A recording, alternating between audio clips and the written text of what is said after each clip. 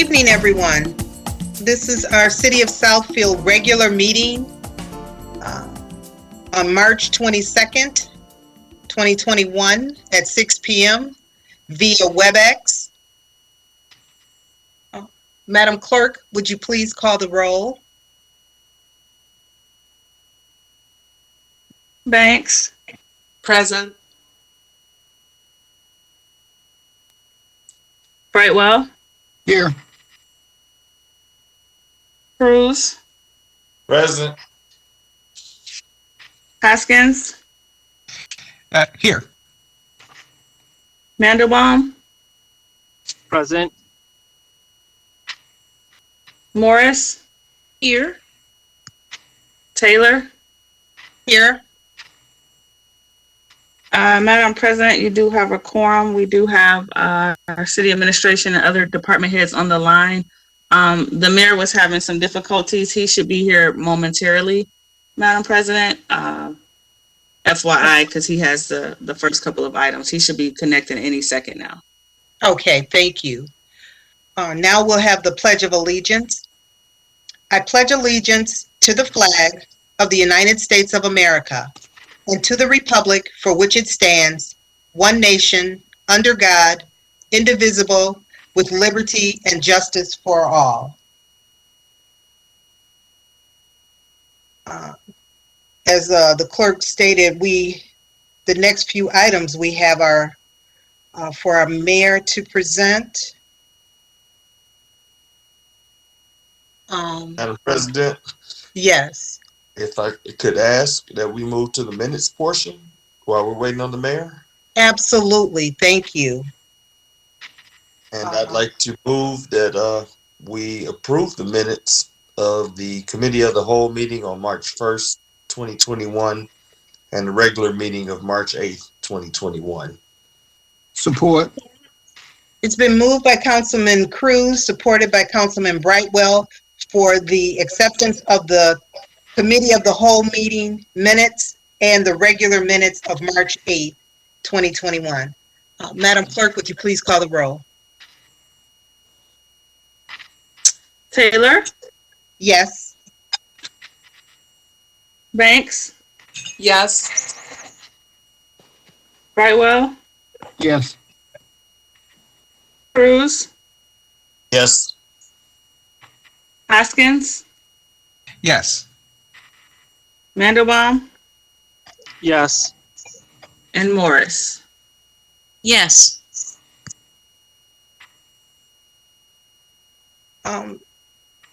Okay.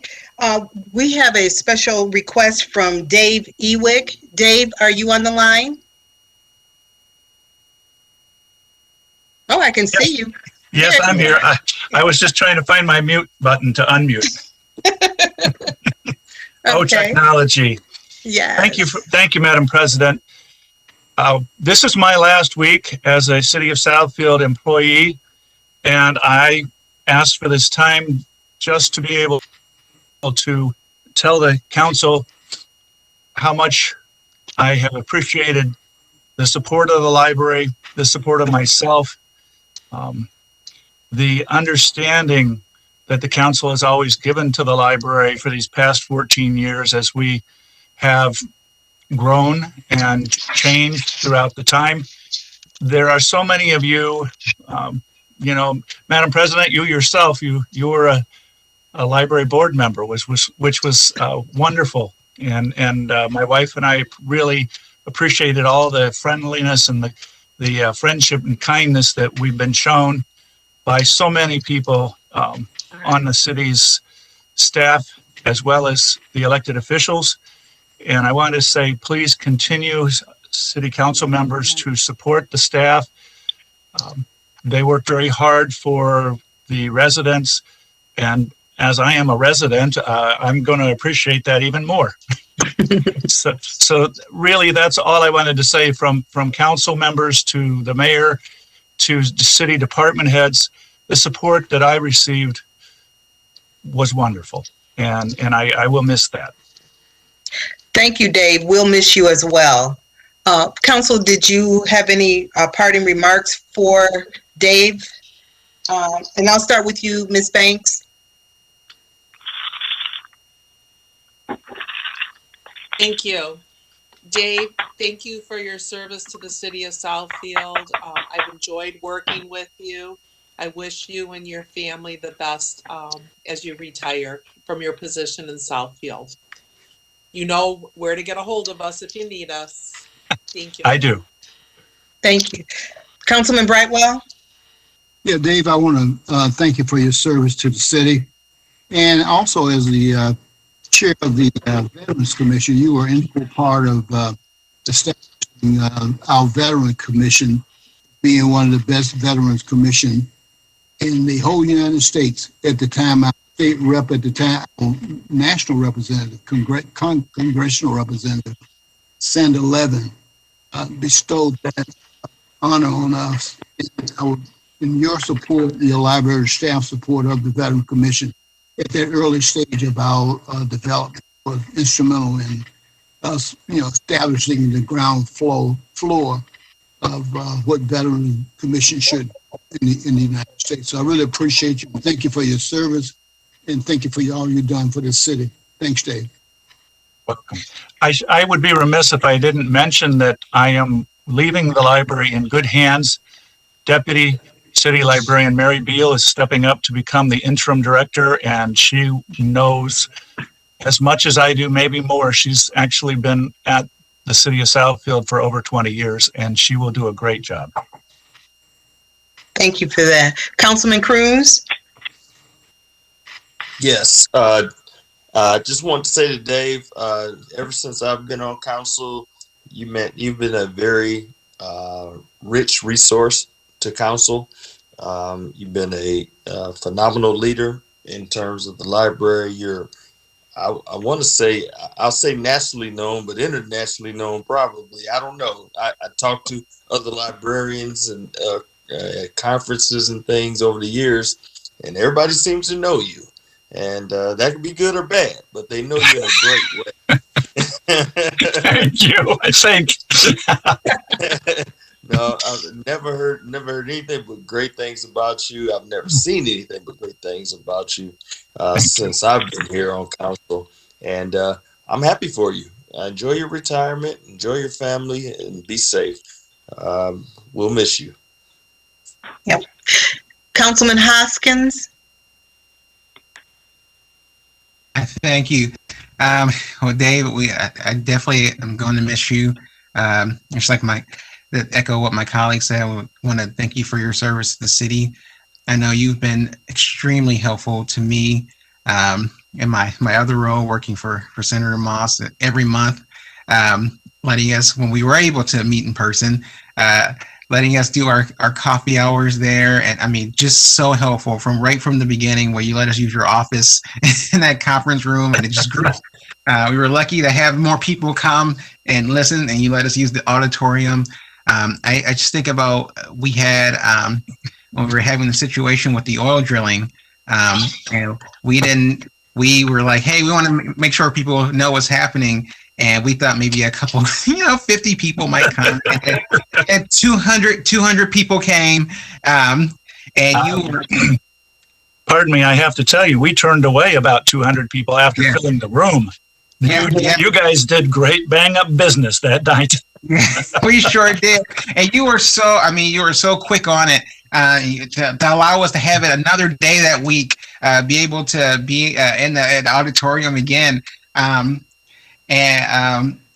Mike, I remember my coworker at the time saying, oh, I just never seen a librarian be so hands-on with these things. I was like, well, it's because we have an awesome librarian in Southfield, and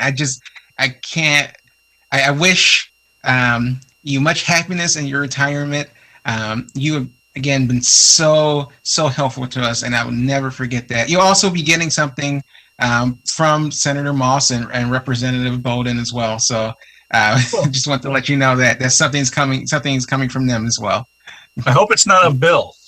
No, it is not a bill. Councilman Mandelbaum? Yes, thank you. Dave, you will be missed. I appreciated working with you, especially helping to bridge the gap with the Jewish community and the library services. I know that we had a lot of different ideas for the general population of Southfield, which never quite got off the ground, but hopefully I will keep persisting to try to get those taken care of. But, you were always available. You always welcomed new ideas and always tried to make the library the best place for the citizens. And I definitely appreciated and appreciated working with you. So thank you very much, and enjoy your retirement rolling across the U.S. in your RV. Councilwoman Morris? Thank you. Yes, thank you so much, Dave, for your service. We've enjoyed so many wonderful programs and activities under your leadership at the library. You've been so helpful to me and other residents. You're such a kind, knowledgeable person. I'm happy for you, and I wish you and your family many blessings in your retirement. Same to you. Thank you. Thank you. Well, Dave, you'll be missed, but we're always here for you. We're a phone call or a stop away. And thank you for remaining here in Southfield. We really appreciate you and your family. And we can always, I know you told me before, we can always stop by and say hello and that kind of thing. So thank you again. Especially come election season, stop by. We'll give you a cold drink and send you on your way. Thank you. Thank you. Thank you so much. You're welcome. Is there anyone else on the call that wanted to do well wishes for Dave or had any other comments? Hey, Council President, this is Chief Barron. I would like to say a few words with your permission. Yes. Dave, real quickly, I do want to thank you. Certainly, when I first started my appointment here with the Southfield Police Department, you embraced me right away. Coming from the outside, sometimes it's not that simple, but you embraced me right away. You made sure that I had what I needed, whether it's room for a press conference or a community event. And so I'll never forget the way that you, again, welcomed me in with both arms. Have a great retirement, and I consider you a friend. Thank you. Thank you, Chief. Thank you. Thank you. Thanks again, Dave. Thanks for You're most welcome. All righty, All right. Thanks. Mm-hmm. Madam President, I don't know if you can hear me. Yes, I can hear you now. Very sorry. I had a lot of trouble getting in this evening. But Dave, I enjoyed your virtual retirement party on Friday night. That was very different, but a lot of warm wishes were expressed. And we, along with what all of the council members and the police chief have said, I would just add, thank you for also your support of public art in Southfield. Good speed to you. Thank you. At this did you have any other comments, Dave? I didn't want to. Okay. Thank you. And we wish you well on your retirement. At this time, I'd like to ask everyone to recognize or remember Mark Brandt. And I'll ask Mayor Seibert to tell us a little bit about him. He's a retiree from the city of Southfield. He passed away last week. And I would like for us to have a moment of silence. But before we do that, I'd like for the mayor to tell us a little bit about him so that we will can remember some of the things that he's done for the city. Mayor? Yeah, thank you, President Taylor. Mark Brandt, longtime Southfield resident, also worked for the city, our head facilities person. He was tremendous. He loved Southfield. He loved the city of Southfield. He loved working for the city. Very innovative man. He was a great problem solver when it came to facility issues, knew the facilities well. He retired a few years ago, and we are really sad at his unexpected and sudden passing last week. City administrator or deputy city administrator may have a few other words about Mark as they work directly with him. I just knew he was extremely resourceful and really loved the city and working for all of us. Okay. Fred or John? Madam President, this is City Administrator Zorn. I just want to echo the mayor's comments about Mark's creativity. I joined the city 12 years ago, and one of the first projects I worked with him on was the renovation, the historic renovation of the Simmons property. Mark grew up here as a boy. He had a real eye for historical details and preserving. But in that period, we renovated the Simmons house. Then we went on and did the interior of the arts building, the old public works building, worked with the Historic Preservation Society, and updated the church, the brickwork there.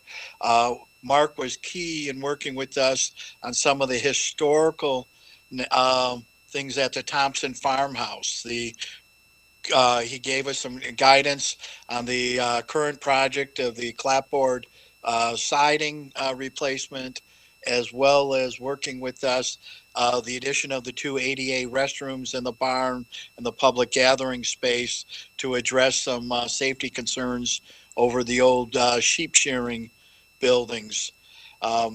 Mark also worked with us on the Beechwood renovation project, just about every project, the roofs, everything. But what we will sorely miss as an organization is his depth of knowledge that he had on all of these buildings. He could tell you when a building roof was done, who did it, what year, what the problems were. He gave us so much insight to all of our capital projects, and worked very well with Southfield Building Authority. Very valuable member. I was sorry and saddened to see when he retired. We had him working with us on an as-call basis as we were dealing with projects. His passing was very sudden, although recently he had been dealing with some health issues. The last reports I had gotten were rather upbeat, and our condolences go out to his wife. For those of us who've been to their home, just incredible host and hostess, and very gracious to everyone on the facility staff. Mark will be so sorely missed. Thank you. Thank you. Now for a moment of silence, please, in recognition or in remembrance of Mark Brandt.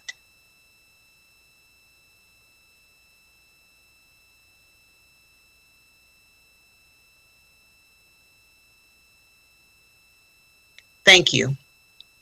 Next, we have our presentations. Mr. Mayor, I believe that's you as well. Presentation of the proclamation for Education and Sharing Day.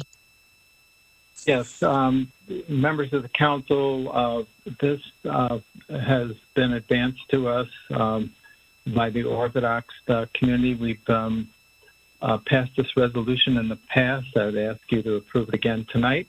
Very quickly, whereas quality education is one of the significant foundations for the continuing success of our state, our country, and our society at large. And in the city of Southfield, we strive for the betterment of all citizens through an increased focus on education and sharing.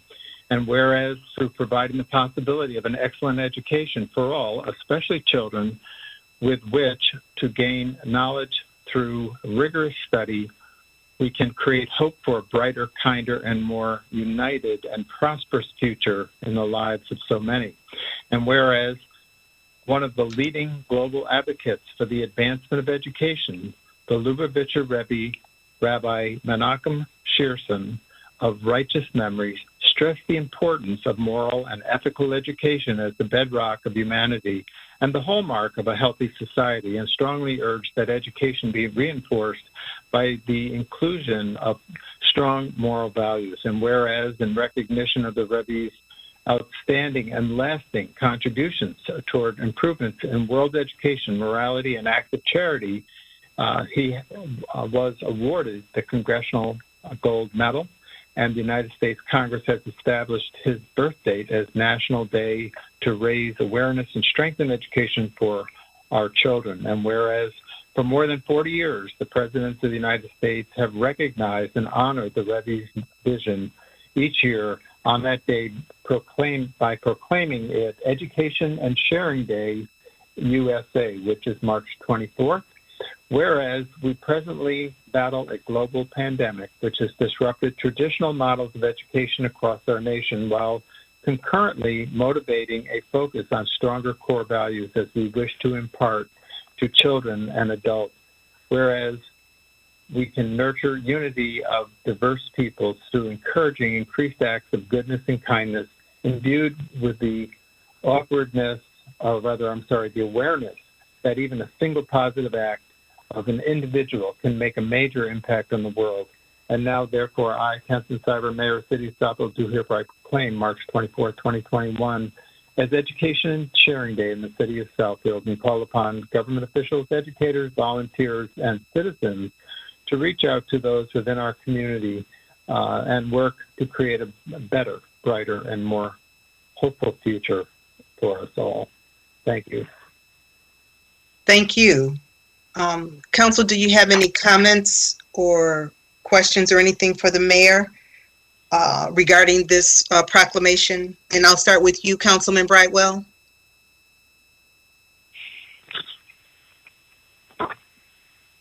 No, I have nothing to add, and obviously a wonderful presentation and proclamation. Thank you. Councilman Cruz? No, nothing to add. I was just hoping we could just go forward and move with approving this proclamation, because it seems like this is something that we've been supporting for a long time, and we will continue to. So I will move that. If there's a second. Okay, is there a second? I will second. This is Councilman Mandelbaum.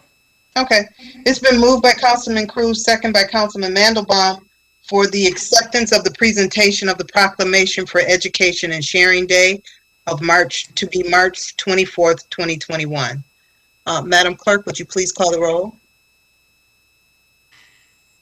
Morris? Yes.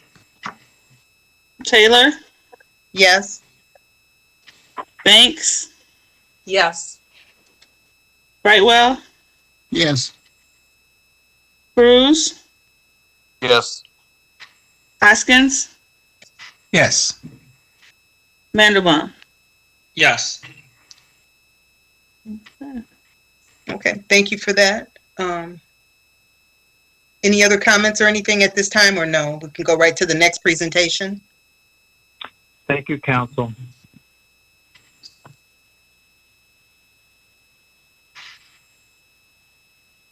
The next one is the 72nd All-American City Awards National Finalists.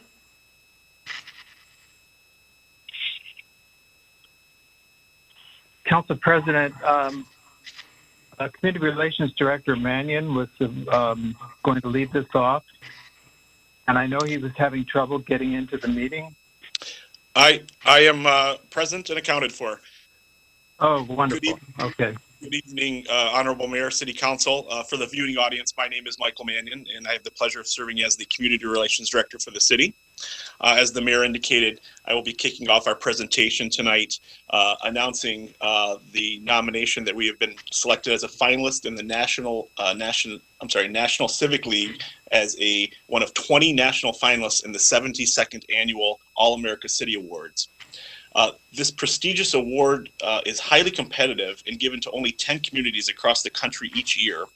A little bit further on, the mayor will talk about the last time that the city received it, but as you will hear, it has been some years, and so we're very pleased to be selected as one of the 20 national finalists for this very prestigious award. Next slide, please.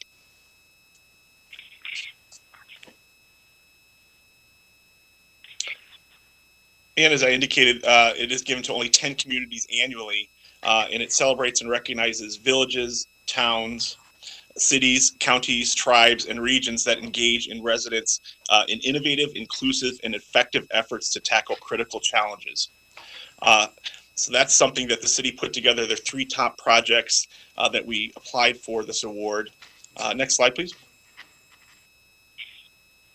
And I just wanted to read some of the comments from the National Civic League's president, Doug Linkhart, where he explains the importance of using civic engagement.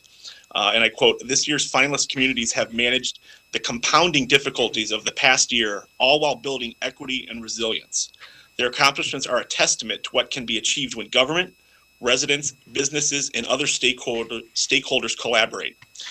That is truly what the city of Southfield has done with our projects that we have submitted this year, that we were selected our finalist position. So very pleased to share those with you shortly. At this point, I'd like to kick it back over to the mayor, who will speak to the last time that the city did receive this prestigious award. Mr. Mayor. Thank you, Michael. If we were in council chambers tonight, all of you know, you're familiar with the banner that hangs behind the dais. This award was won by the city in 1978-79, and it came about due to the city's pro-integrative position on housing and in response to block busing by unscrupulous realtors, as well as racial steering.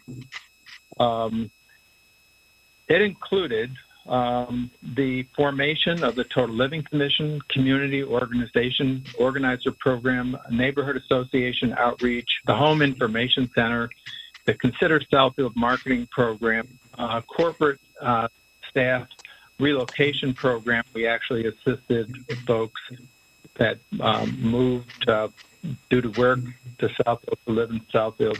We had a cooperating realtor program. These are realtors that pledged not to steer people and also endorsed fair housing. And we had the realtor non-solicitation ordinance.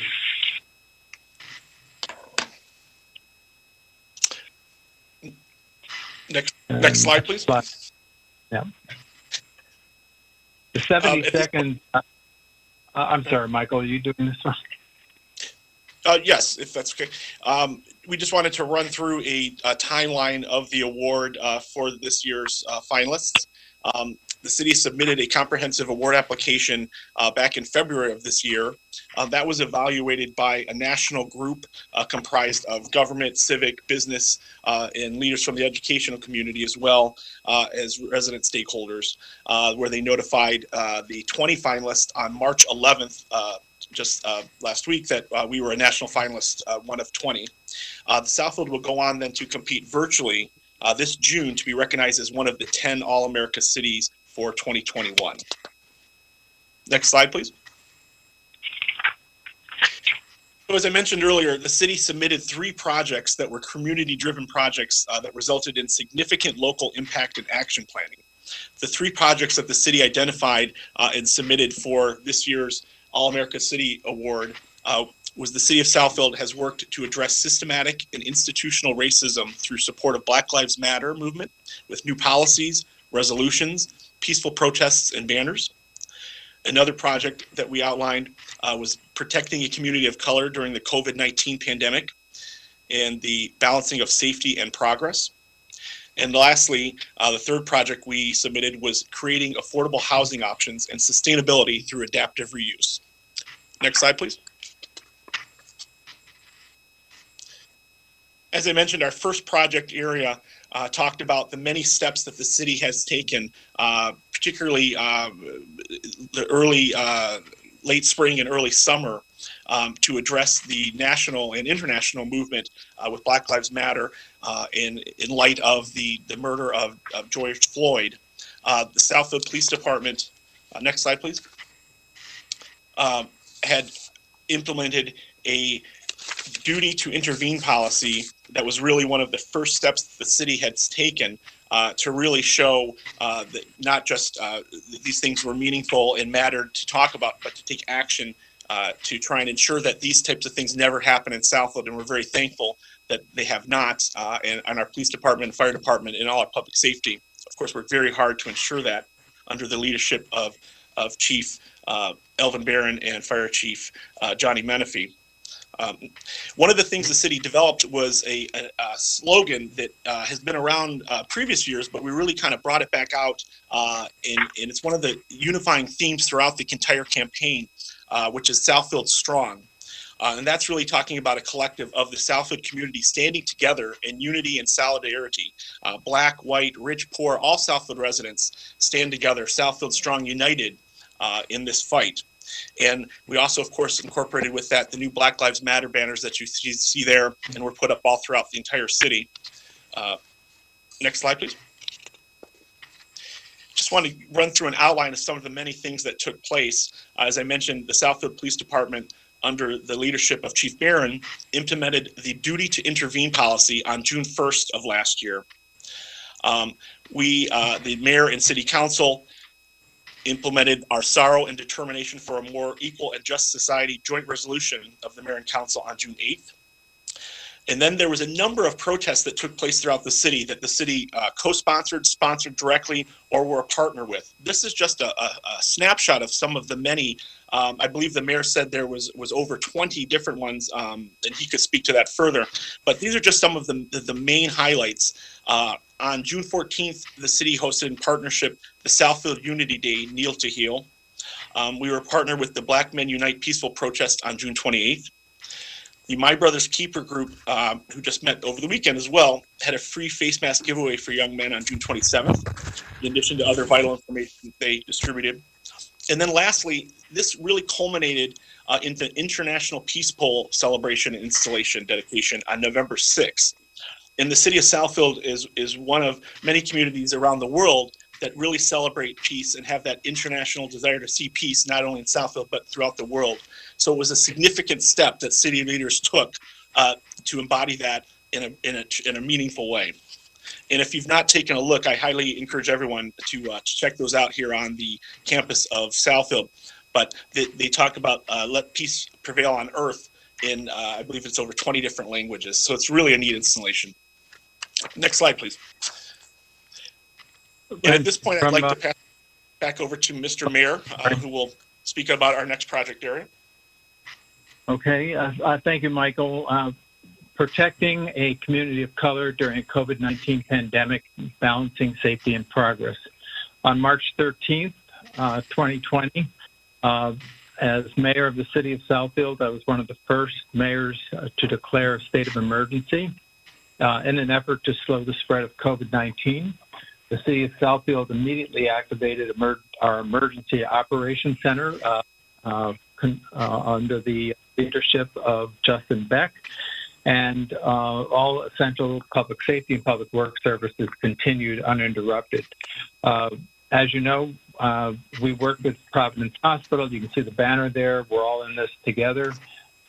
We done a lot for our small businesses and restaurants. You remember the signs that went up, open for business, takeout. We encourage people to frequent our restaurants.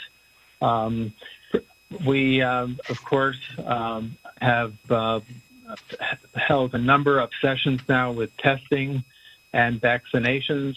We've done a number of food drives. I have to give a real shout out to our Human Services Director, Manager, Rhonda Terry, coordinating this, as well as partnering with a whole number of groups, Farm, the Renaissance Men, and Southfield Lathrop Dem Club, and a whole number of others on the food drive. We had critical public information campaigns, which are ongoing. They're actually continuing a full-page ad on the vaccination program in the Southfield Sun every other week. And we then did a hotline. Miss Terry told me today that she's had over 1,200 calls to the hotline to assist people in getting their reservation for a vaccination. And then, of course, we have been encouraging people to wash their hands, social distance, mask up, and avoid large groups.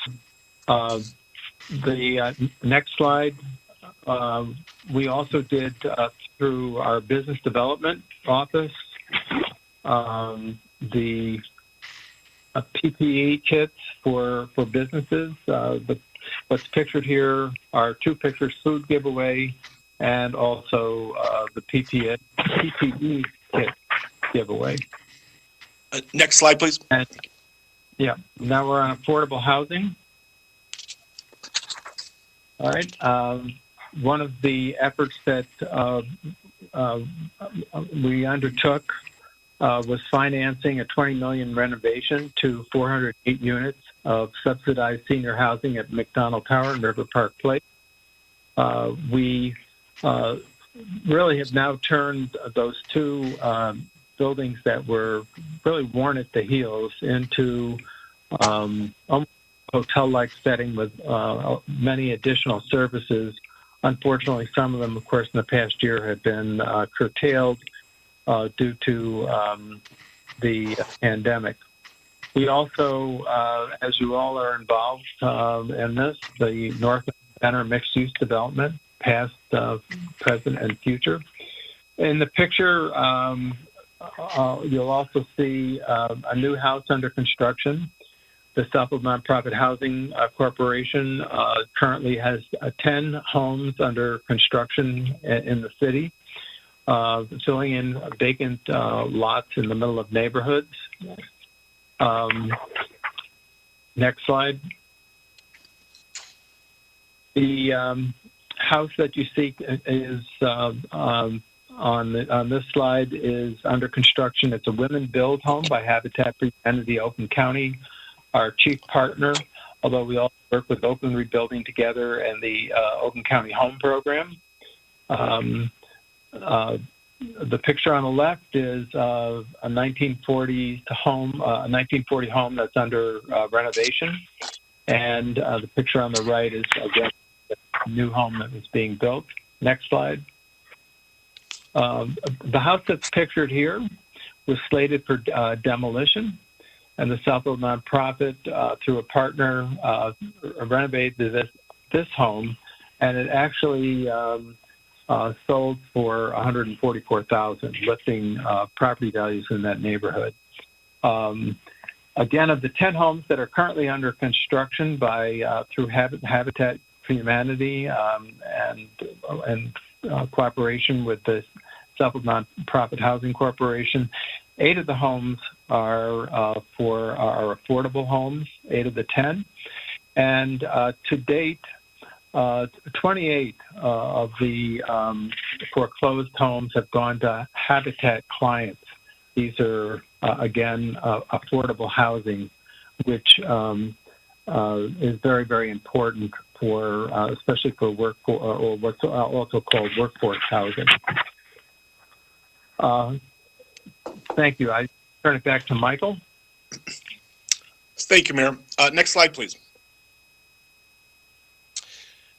So in wrapping up our presentation, our next step is preparing for the national competition in June, where the city will compete against the other 20 finalist communities. At that point, we will put together our best case to prepare why the city of Southfield should be selected as one of the 10 All-America cities. The finalist delegations will present their story to a national jury of civic, local, government, business, philanthropy, and community experts.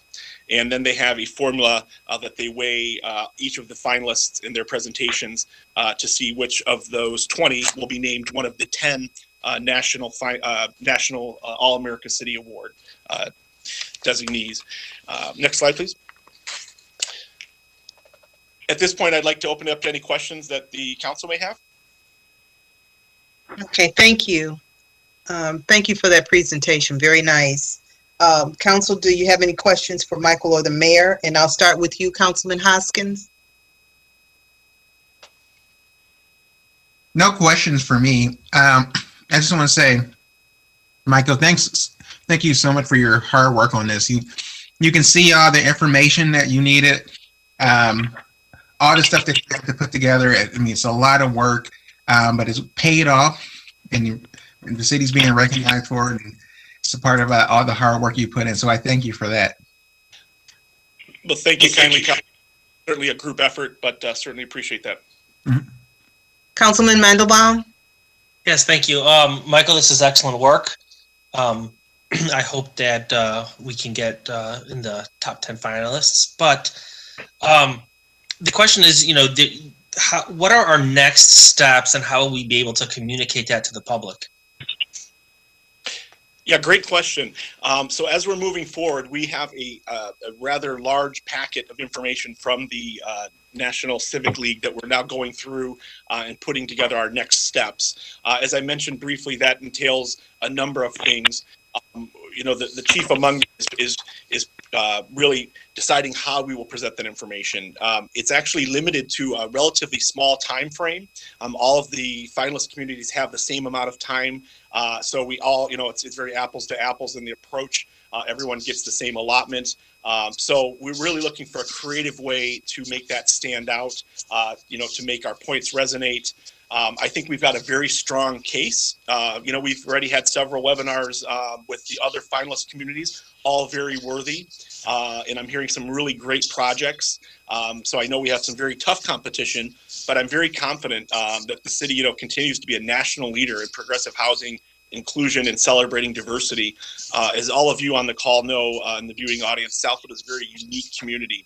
And I think that really is thanks to every single resident and business here. So we've got a lot going for us. We've got a lot of, I think a lot of, room, quality projects that we can really hang our hat on. So I'm confident that we'll do well. But again, it's really just now determining the best course to present that information. It is open to the community. So as more information becomes available, we'll be providing that. It is something that everyone can participate. It will be virtually done.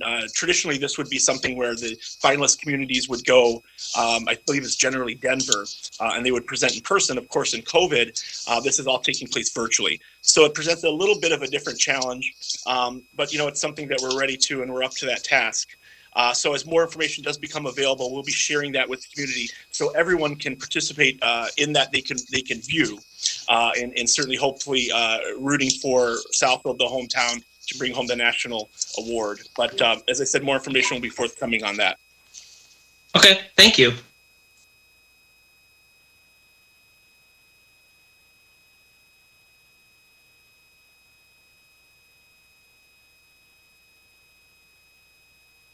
Councilwoman Morris? Yes, thank you. Thank you so much, Michael. The presentation was excellent, very informative. Quick question. Do we apply for this every year? Do we submit an application every year? Yes, we have not every year consecutively. I can tell you, Councilwoman Morris, we did apply last year, and we got awfully close. We were actually what was considered honorable mention last year, so we were just short of becoming a finalist. And I do believe that helped us this year. I was able to use some of the information that I put together last year for this year's application, which I do believe made our 2021 application stronger. So we have been, and certainly moving forward, I think it's something the city would want to continue to do annually. Oh, great. Yeah, I was just wondering why it's taken so long from 1978, 79, but at least yeah, I don't certainly have honorable mentions and stuff like that. Right. Yeah. Thank you. I don't think we applied, at least in recent years, for some time. But as I said, we're back on track and hopefully going to bring home the national award this year. Yeah. Let's keep our fingers crossed. Thanks so much. Thank you. Councilwoman Banks?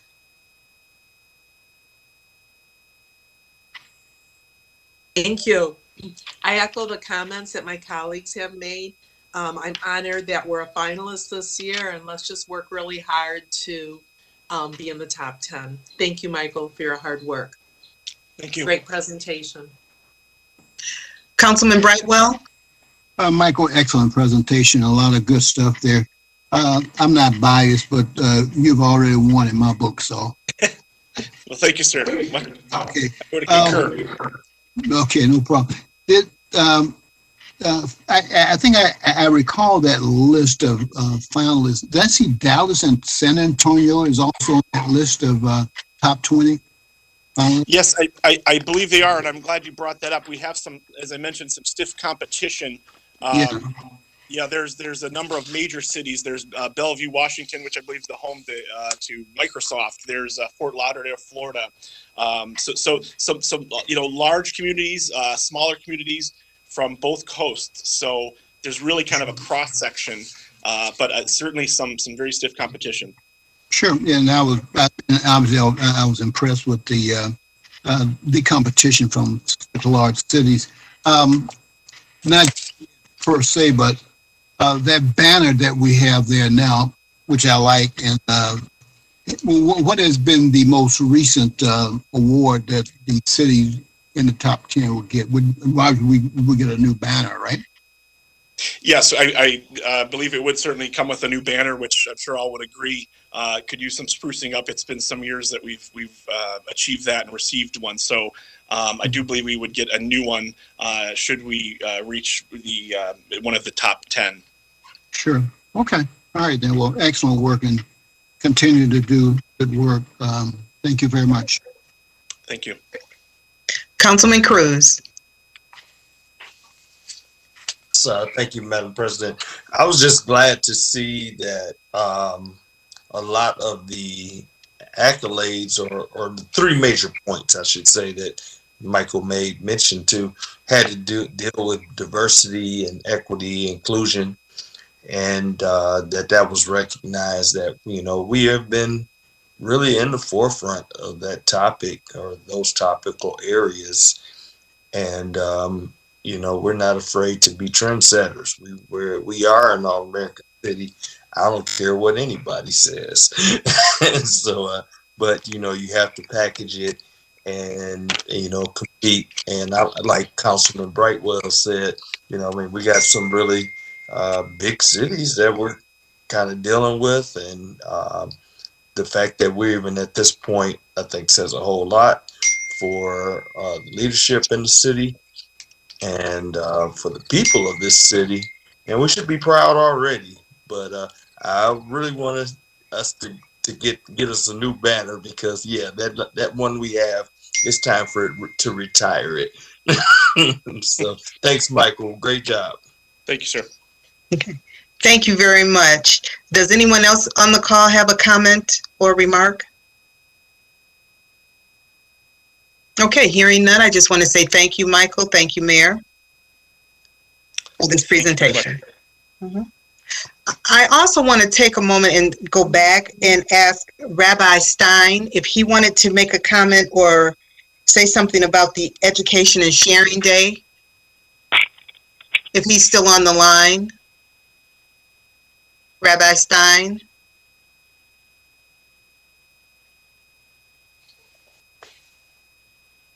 Okay, I apologize for that. I didn't recognize him earlier, and I do believe he was on the call.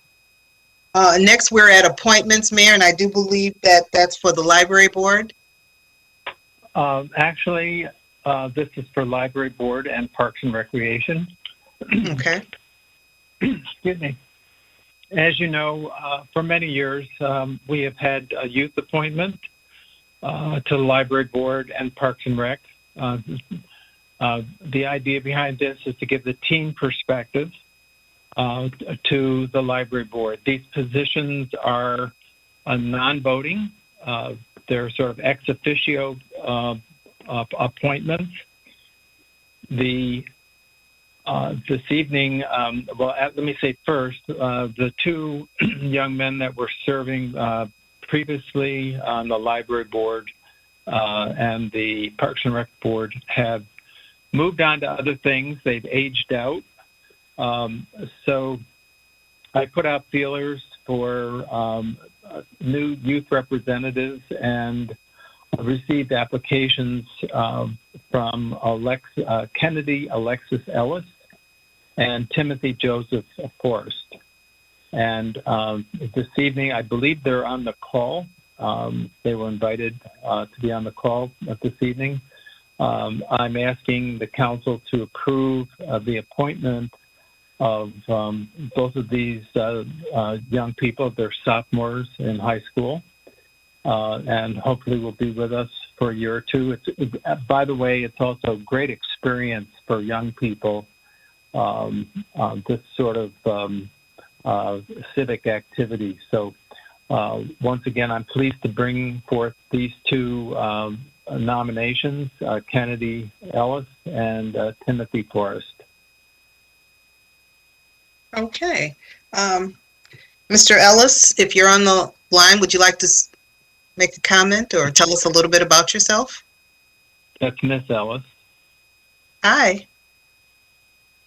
Yeah, hi, my name is Kennedy Ellis, and I just recently came here to Southfield when I joined University High School Academy, and I was just so excited at this opportunity because I seen you guys' library, and it is like so beautiful, it's so phenomenal, and I just want to be a part of that and give a team perspective.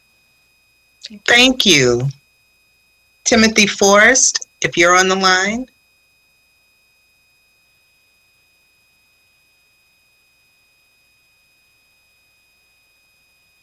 Mr. Forrest?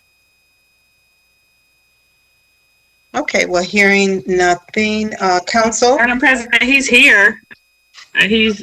Madam President, Timothy's here. I don't know if he's having. He's talking, but we can't hear him. Okay. Sorry, Mr. Forrest, we can't hear you. Okay. Council? Madam Chair, this is Councilman Brightwell. I would like to move that we approve the appointments, the youth appointments to the Southfield Library of Mr. Kennedy, Mrs. Kennedy Ellis, and also the appointment to the Parks and Rec Board of Timothy Forrest. Support. Okay, thank you. Thank you. It's been moved by Councilman Brightwell, supported by Councilman Cruz for the approval of the youth appointment of both Kennedy Ellis and Timothy Forrest. Madam Clerk, would you please call the roll? Mandelbaum? Yes. Morris? Yes. Taylor? Yes. Banks? Yes. Brightwell? Yes. Cruz? Yes. And Hoskins? Yes. Thank you, Council. Thank you. All right. Moving on to our public hearings. Our first public hearing is PZTA 21-0001, which is the council-initiated zoning ordinance text amendment to amend Title 5 zoning and planning, Chapter 45 zoning by amending the various articles and sections of the zoning ordinance related to the woodlands and wetlands, small box retail and wireless communication facilities, and other amendments that may become necessary as needed for the city of Southfield.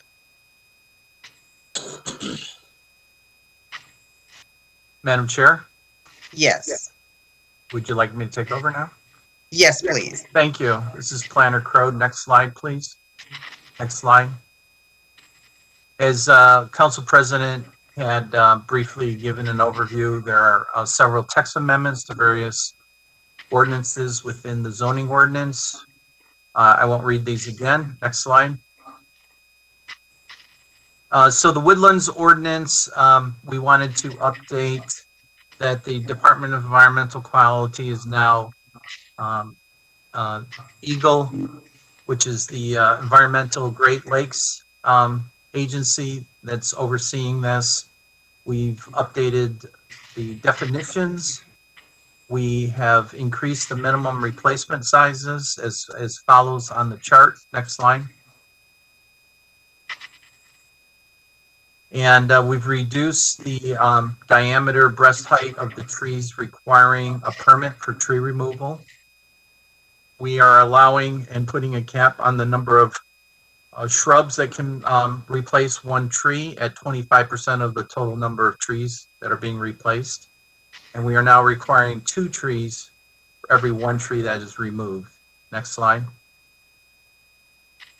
And Wetlands Ordinance, again, we're updating the state agency. We're revising the definition of wetlands that can be regulated and other various regulations within the chapter. Next slide. Council had some concerns about the proliferation of small box discount retail.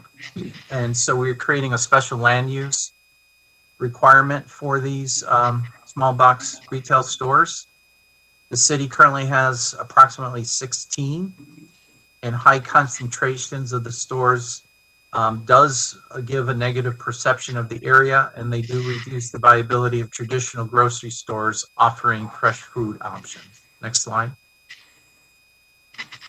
So we've defined small box discount stores ranging between 5,000 and 15,000 square feet. And small box discount stores do not include retail stores that contain prescription pharmacy, sell gasoline, or primarily sell specialty food items such as meat, seafood, cheese, or dedicate at least 15% of the floor area or shelf space to fresh fruit, vegetables. We would allow these as special land uses in various districts within the city. They cannot be located closer than 1 mile or 5,280 linear feet of another small box retail, and that's measured property line to property line. Hours of operation would be limited from 8 a.m. to 10 p.m. And then any small box retail location approved prior to the effective date of this ordinance shall be considered a legal non-conforming use. So they can continue, but they can't enlarge, expand, or if they are vacated for more than a certain time period, they have to conform with our current standards. Next slide. These are the current locations. You can see there are a few areas where there's clusters of 2 to 3.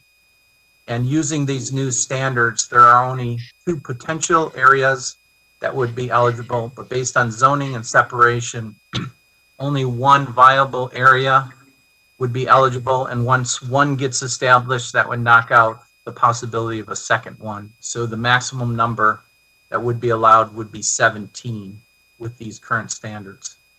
Next slide. And then finally, working with the city attorney on regulating small cell wireless facilities. For the most part, they are exempt from city review, with the exception of certain designated areas within the city. And we can have some design standards and branding guidelines. So we've created some standards for the city center, Centropolis, DDA, our 2 historic neighborhoods, and there are approximately 4 historic districts. Next slide. And these are all contained in a design manual that will be referenced in the ordinance to give us some guidance. These are the type of small cell facilities we want to prohibit. Next slide. And these are more streamlined that kind of visually fit into the landscape a little more appropriately. This is what we want to encourage. Next slide. And these are the districts that have been outlined where we could have some design recommendations as they get installed. Next slide. And then we've looked very closely at the streetscape elements in the public realm to determine colors and material for these small cells. Next slide. And again, we can just flip through these next couple slides. Next slide. Next slide. This is Centropolis. Next slide. These are the colors for the branding there. We have a black branding in the DDA district with their streetscape furnishings. Next slide. These are some examples. Next slide. And then our 2 historic districts. Next slide. Our neighborhoods, excuse me. We've got this mid-century modern color palette. Next slide. And these are the locations of our 4 historic districts. Next slide. Next slide. So again, There are 4 major areas that we have text amendments in, and we're recommending that the council adopt. And there would be, if you're, after the public hearing, you do adopt, there is an introduction ordinance number 1734 that we would like you to entertain. With that, I would recommend we open the public hearing, and I'd be happy to answer any questions that the council may have after the public hearing's been concluded. Thank you. Thank you. Now, this is a public hearing, and so I now declare the public hearing open for PZTA 21-0001. If there's anyone that would like to speak to this topic, please speak now. Hello. Hello. Hello. Hello.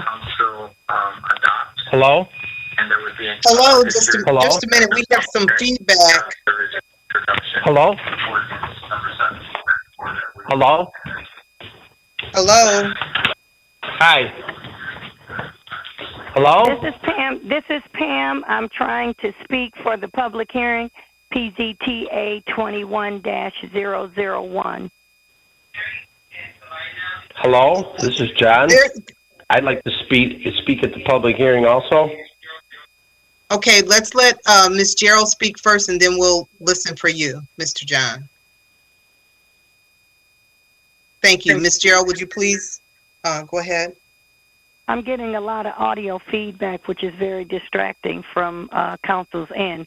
I'm going to try and speak without being so distracted. Pamela Gerald, P.O. Box 155, Southfield, Michigan, 48037-0155. My telephone number is 248-346-0439. I'm concerned about the way these agendas are written when we're having these important issues to come before City Council, when we're talking about zoning ordinances, text amendments, and amending a very important document.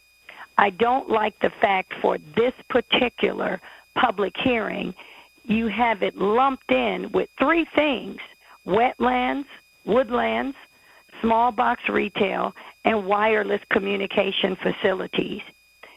We came up with a master plan, and I don't know how often the City Council goes back to amend and update the master plan. It shows me if we have to have all of these text amendments that the collaboration putting together the master plan wasn't done in the most masterful way, because it would eliminate having to do all of this. I'm looking on the agenda right now, and I'm looking at how you're saying remove this section, delete this section, and replace it with this. You talked about transparency. Where is the transparency? If you're going to take all this time to write all of these bullet items, you should go a little bit deeper and write down what it is that you're removing and what it is that you're replacing with the verbiage so that people can see it and better understand it. If they have not paid the $45 or $50 or $100 that the city wants to charge for this ordinance book, how do you think they're going to get it if they can't pay for the book? So now you should either give the residents a copy of this book for free, or you should be a little bit more specific in how you're writing these agendas. You're getting a little bit sloppy, you're doing it too fast, and it's not transparent enough. The other thing that I'm concerned about, this city was so happy with all the big box or retail, small box development, and everybody was excited about being able to approve all of these types of businesses. Farkasi had a thing when he was on council. He talked about hodgepodge, how developments don't go in specific areas or being oversaturated. Thank you, Ms. Gerald. Your 3 minutes is up. Thank you.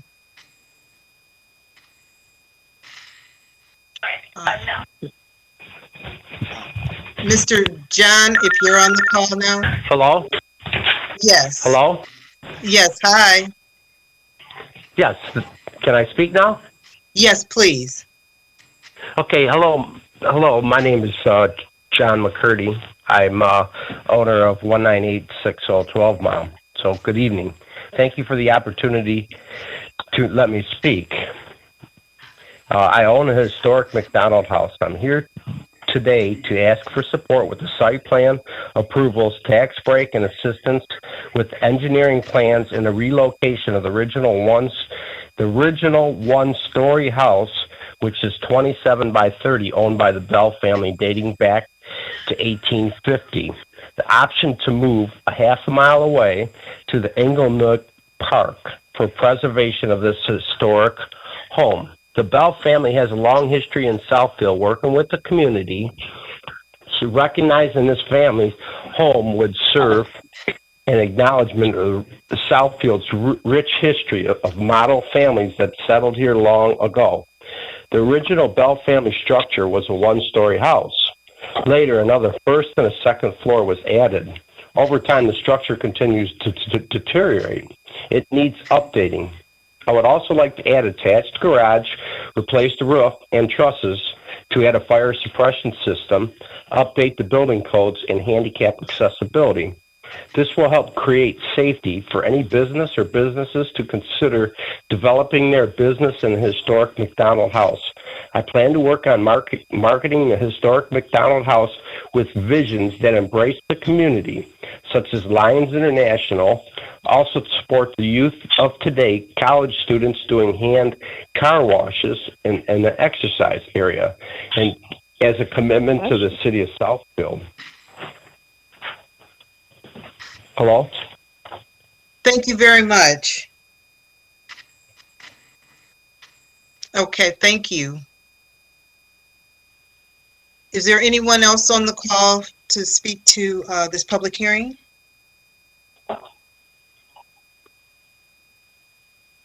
Madam President, we have everyone unmuted, so if they wanted to speak, they have an opportunity. FYI. Okay, thank you. All right, hearing none other, I will declare the public hearing closed. Council, I'll start with you for comment, and I'll start with you, Councilman Mandelbaum.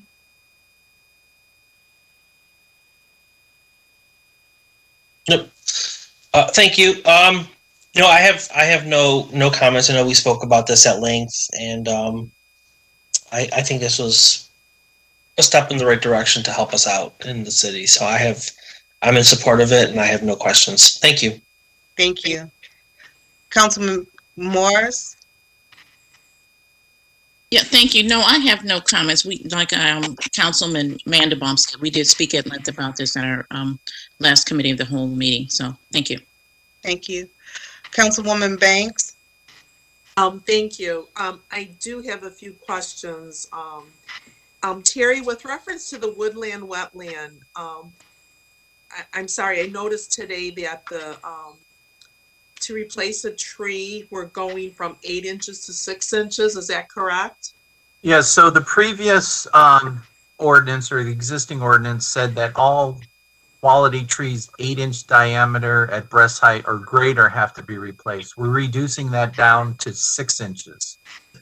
So if you remove a tree that's 6-inch diameter and it meets all the other requirements, you have to replace it. And that's so, like, what about the arborvitaes and everything? I mean, how big is an arborvitae? Well, the arborvitae is not part of the tree removal, but in some circumstances, we do allow arborvitae.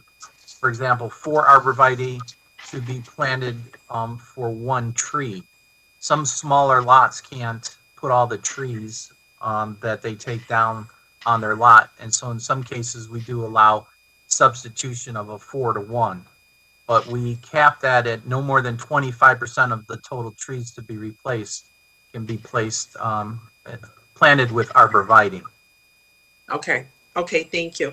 And then just to clarify, regarding the small cell ordinance, what we're proposing, is it only for the historical district as outlined?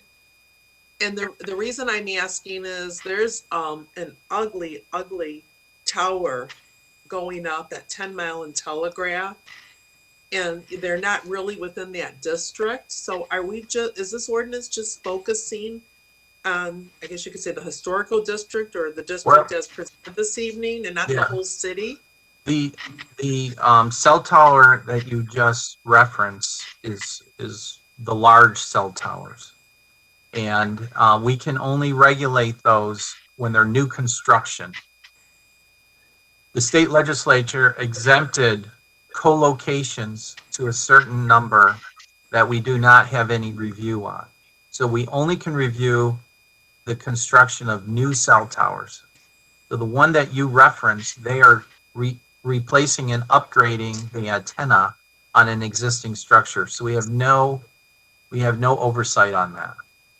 What we're talking about is the small cell. Again, the state legislature exempted small cells that are going to be installed in our right of way from any local review, with the exception of any districts that have been previously established, including historic districts, our downtown development authority, our city center, and our centropolis. In those narrow cases, we can influence the design and the color palette of those small cells. But we cannot regulate small cells in rights of way throughout the city. Okay, do we have, and you probably don't know this offhand, but do we have a lot of those large cell? I mean, it really, I think they've added to it, and it really is ugly. And I would hate to see anything like that anywhere else in our city. So do we have a lot of those large towers? I'm like residential areas? If I had to guess, I would say it's somewhere around a dozen. Well, okay. I don't know for a fact. All I can tell you is if it's new and it goes up, it has to have like 1.5 times the height in a fall zone. And there's certain other things that we can regulate. But the existing cell towers are exempt from review, and they can allow these additional co-locations. Okay, I have no further questions. Thank you, Terry. Councilman Brightwell? I'm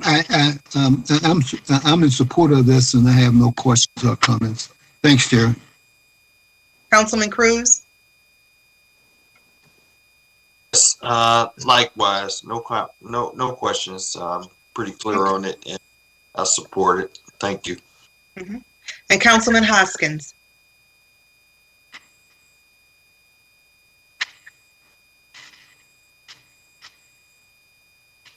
Okay. There we go. No questions for me on this. Okay, thank you. All right, council. Are we ready to introduce? If I could, through the chair, first you have to approve, and then the second motion would be to introduce. Madam Chair, I move that we I move that we approve the public hearing number PZTA 21-0001. Support. It's been moved by Councilman Brightwell, supported by Councilman Cruz, for us to approve PZTA 21-0001. Madam Clerk, would you please call the roll? Hoskins? Yes. Mandelbaum? Yes. Morris? Yes. Taylor? Yes. Banks? Yes. Brightwell? Yes. And Cruz? Yes. Thank you, Madam Chair. If you would entertain a motion to introduce ordinance number 1734, please. Yes. Council? Madam President, Yes. Councilman Cruz would like to introduce ordinance number 1734. Support.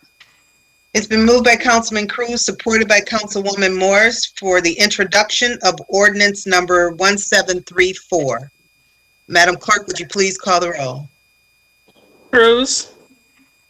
Yes. Hoskins. Mandelbaum. Yes.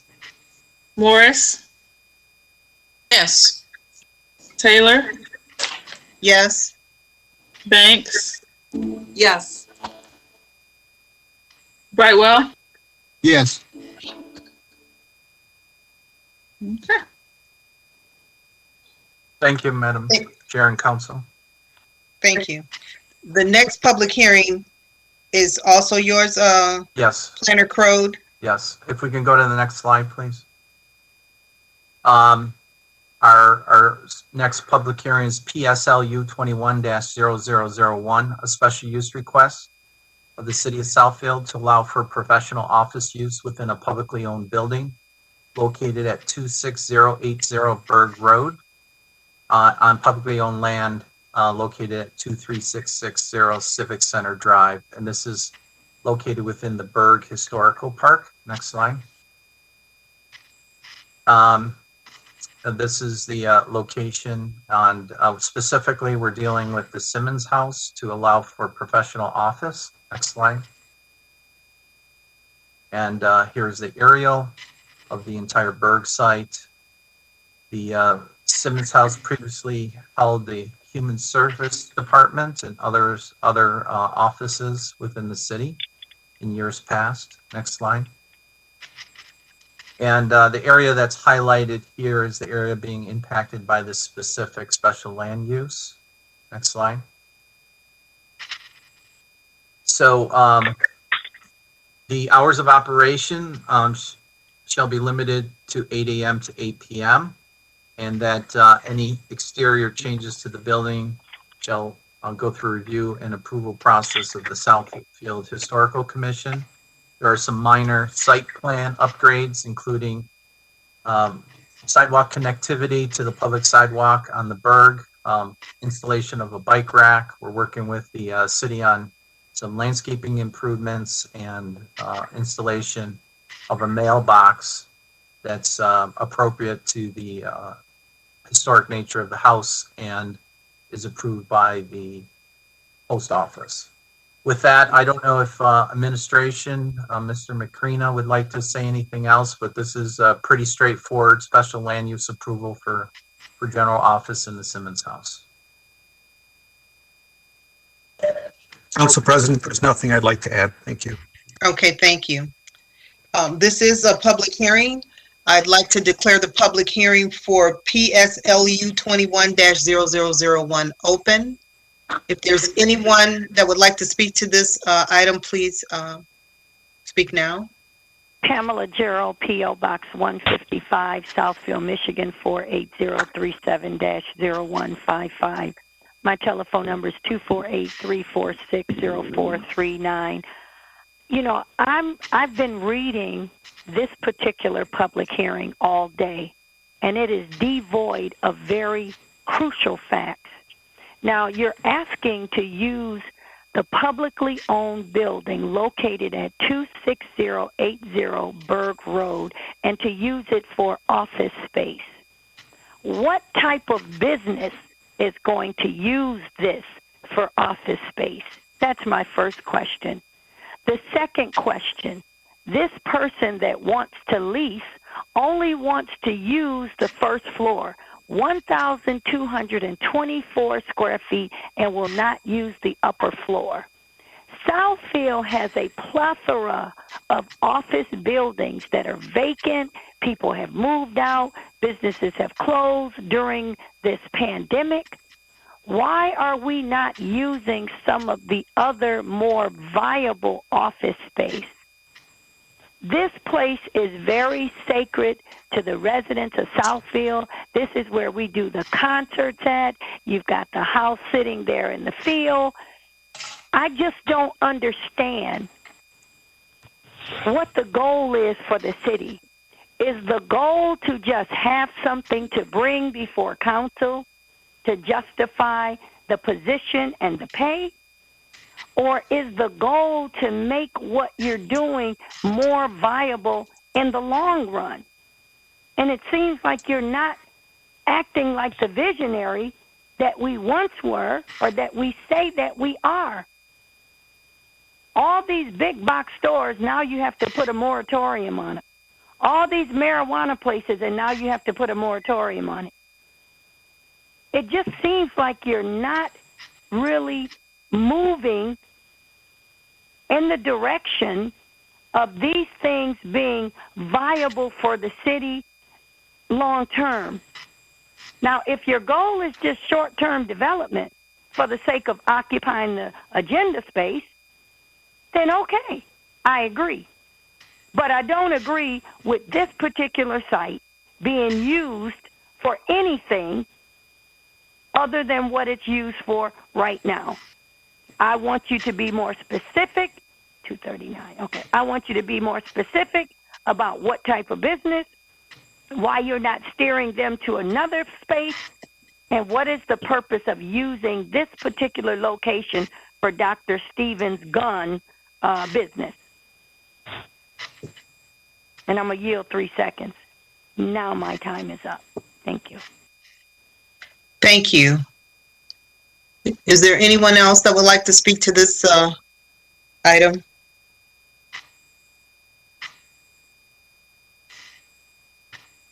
Madam President, everyone is unmuted if they did want to speak. Okay. Well, hearing none, I will now declare the public hearing closed. So, Madam Chair, I have a recommendation for approval of special land use PASP 21-004 with various conditions up on the screen for your consideration. Okay. Council?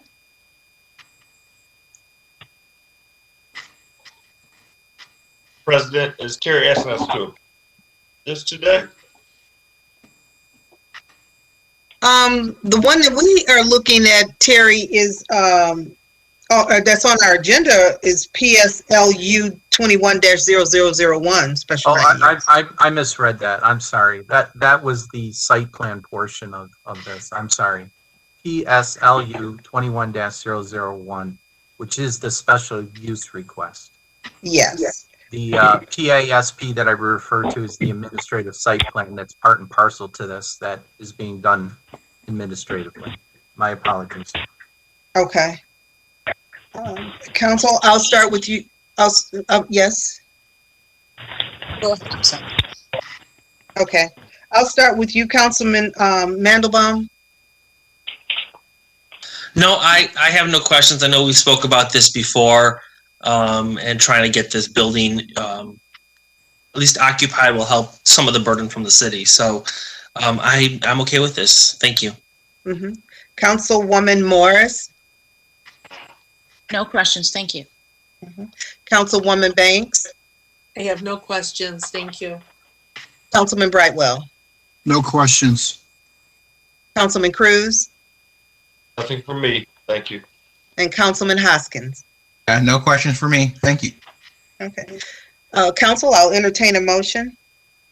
Madam President, I move Yes. that we support the special use request PSLU 21-0001. Support. It's been moved by Councilwoman Morris, supported by Councilman Cruz, for the approval of PSLU 21-0001 special use request for the property at 26080 Berg Road. Madam Clerk, would you please call the roll? Banks, Yes. Brightwell, Yes.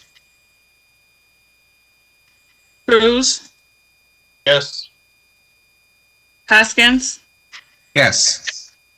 Mandelbaum, Yes. Morris, Yes. and Taylor. Yes. Thank you very much. Okay. Next, we go into our agenda items that's up for discussion and or action. The first that we have is the proposed vacation of the consent judgments for 25722 Northwestern Highway.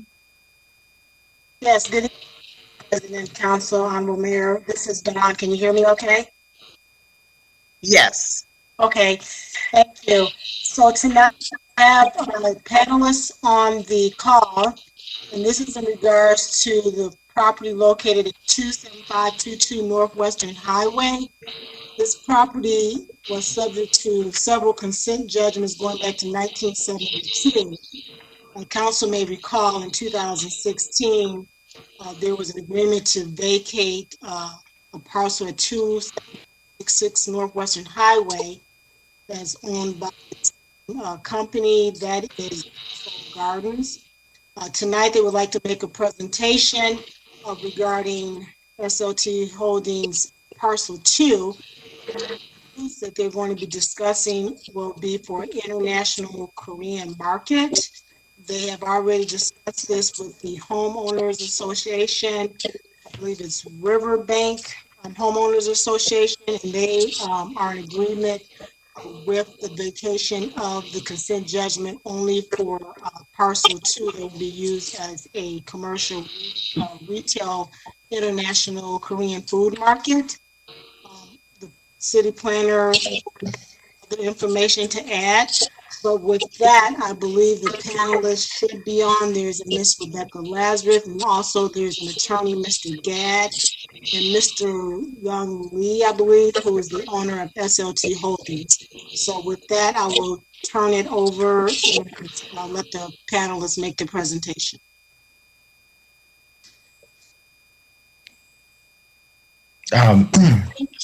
Rebecca, you want to make the presentation or did you want me to?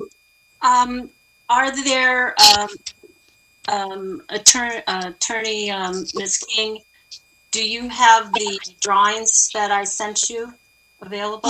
Yes, there's a presentation that was presented. I know it was in council's packet. If you don't have them, that's okay. Madam President, did you all receive the presentation?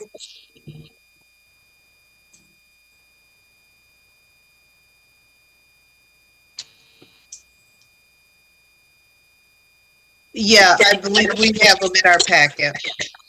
Thank you. Okay. Madam President, just excuse me for a moment. We're getting a lot of feedback. If we can have everyone that's not talking mute. Some people are saying that are watching the meeting that they can't hear us.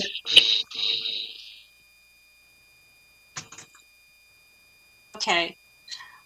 Hi, I'm Rebecca Lazarus, and I am the independent consultant for new SLT Holdings.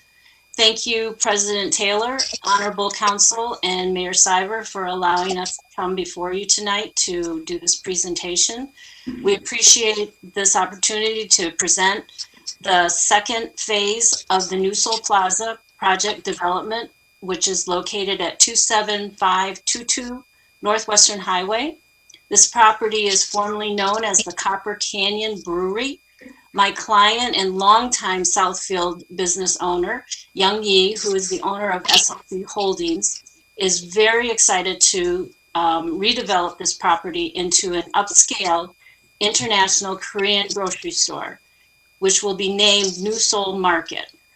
This will be the sister building to the New Seoul Plaza family of businesses, which is home to the Daebak Korean Barbecue, Jinji, and Miyomi restaurants. The building will have a similar look and feel as the New Seoul Plaza building does, which is right next door to the west. We truly appreciate the city's support with the past project and with this project. We are currently in the process of site plan approval with the city planning department. But for the reason why we're here tonight is to address and ask this honorable body to agree to a release of this property from the consent judgment of 1972. so we can finance, purchase, and redevelop this property into the International Korean Grocery Store. The other party to this consent judgment is the Riverbank Homeowners Association.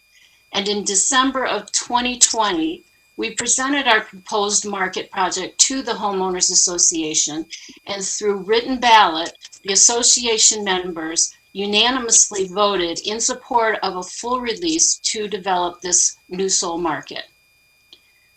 You should have a copy of the second agreement to vacate the consent judgment and an escrow agreement specifically for our proposal.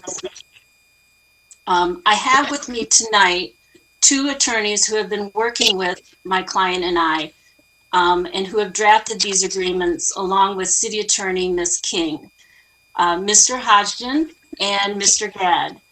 And right now I would like to turn it over to Mr. Gadd at this time to further explain how the 2 agreements will work together and why we need to obtain council's approval tonight to successfully execute this project in a timely manner.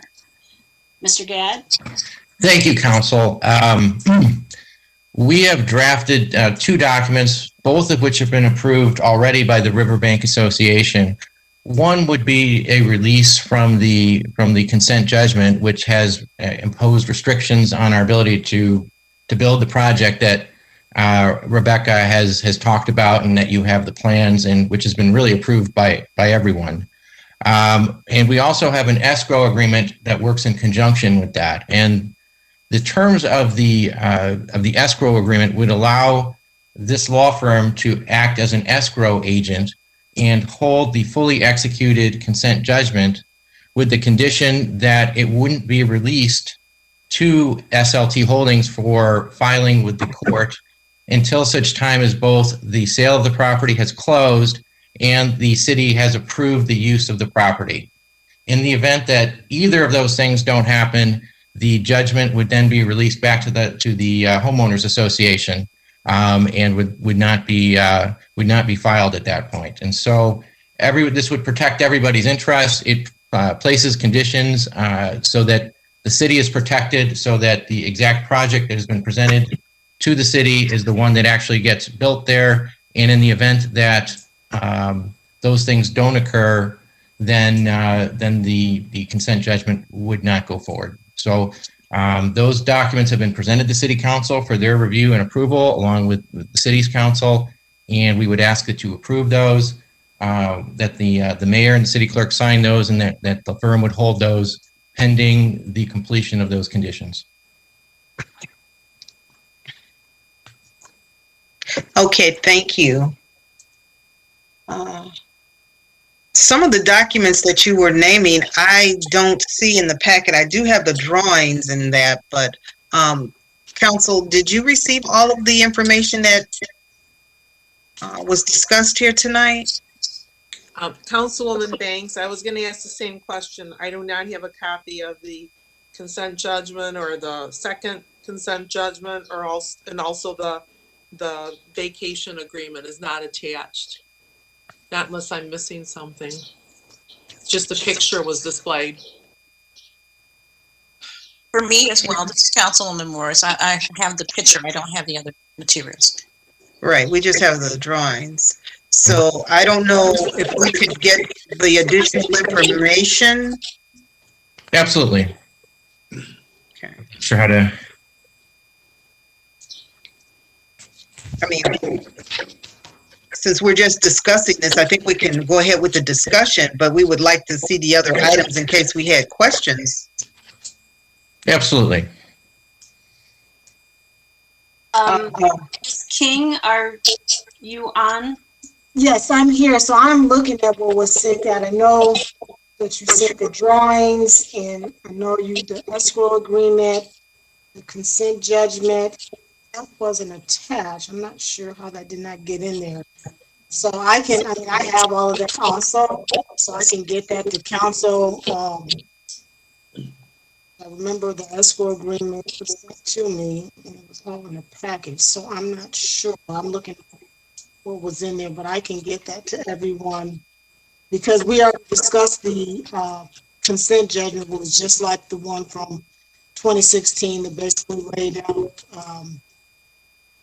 what was stated in my letter to vacate the consent judgment. The Riverbank had approved, subject to obviously city council approval, but I can get those out. I'm not sure why that did not attach to the rest of the packet. I apologize. Okay. This is Planner Crode through the chair. Yes.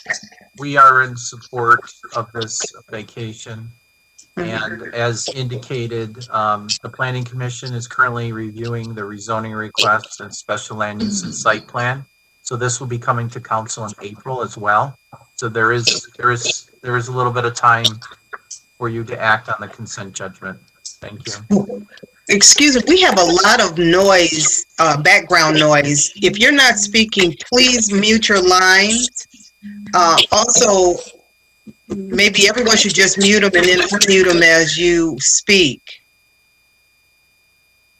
Madam Chair, Yes. this is Rochelle Freeman. Yes. I also want to add that we have been approached by the petitioners. They are seeking incentives from the city of Southfield. They are potentially looking at a PA 210, which is again freezing the value of the property for a certain number of years.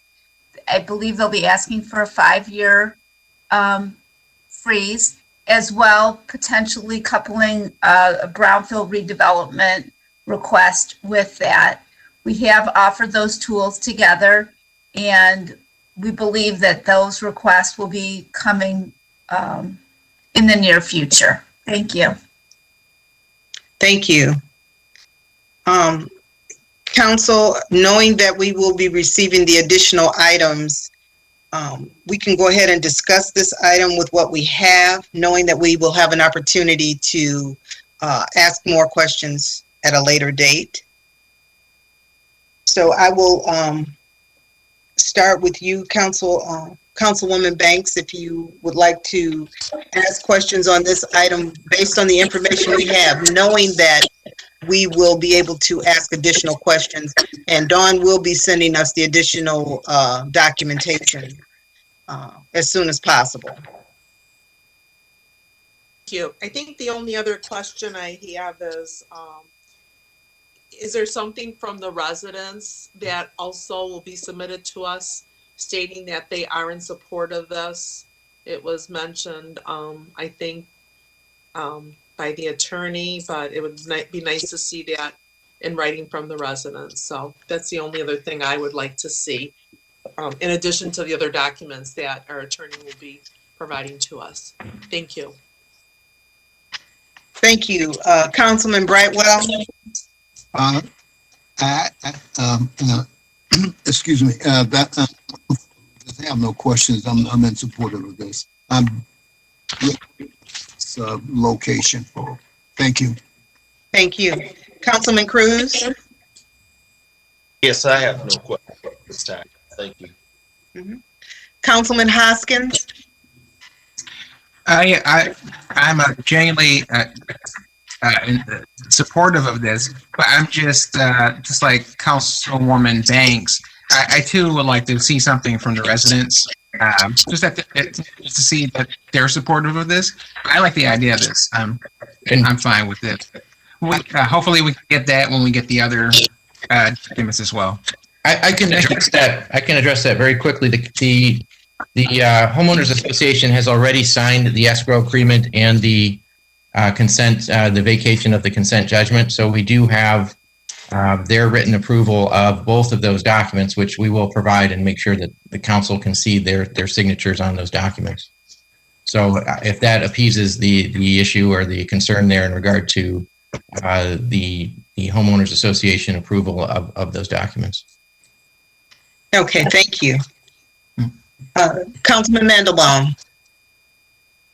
No, I have no questions. I think that this property is long overdue for some reinvigoration. So I have no problems, assuming that all the documents are in order. Thank you. Thank you. Thank you. And Councilwoman Morris? No questions for me at this time. Thank you. Thank you. All right. Upon receipt of all the additional documents and the opportunity to ask any additional questions, we say, okay, to move this forward. Any other comments or questions from anyone else on the line? All right, hearing none, we'll move to our next item. And again, I'd like to ask everyone, if you're not speaking, to please mute your line. We have a lot of noise on the call tonight. Our next item is proposed sale of real property. Thank you, Council President John Macrina. Thank you, John. The former 21465 West 8.5 Mile Road was acquired by the city through tax reversion. Although there was no cost for the property, there was demolition and unpaid taxes that were not recouped. The resident to the west of this parcel at 21271 8.5 Mile Road has difficulty accessing the back of their yard. They would like to use at least a portion of this parcel to access their yard. The best solution for the resident and for the city of Southfield is to sell 10 feet of our parcel, the 10 feet adjacent to 21271, to enlarge their yard, allow access to the rear of the yard, but still be reserved or maintaining a buildable lot. So hopefully someday we can recoup the money that we've lost as far as the demolition and the unpaid taxes for the former home. We're requesting council's approval for the sale of 10 foot of the westernmost edge of the lot. Okay. Council, I'll start with you, Councilman Brightwell. Was it Easter? Okay, Councilman Cruz. If you don't mind, Madam Chair. Oh, okay. All right. Thank you. Yeah, we were having trouble with my mute button here. Okay. John, were these two functional lots before the because of taxes? Before? Yes, sir. The 21271 West 8.5 Mile Road was able to access their rear yard through the neighbor on the other side, but that's not working any longer.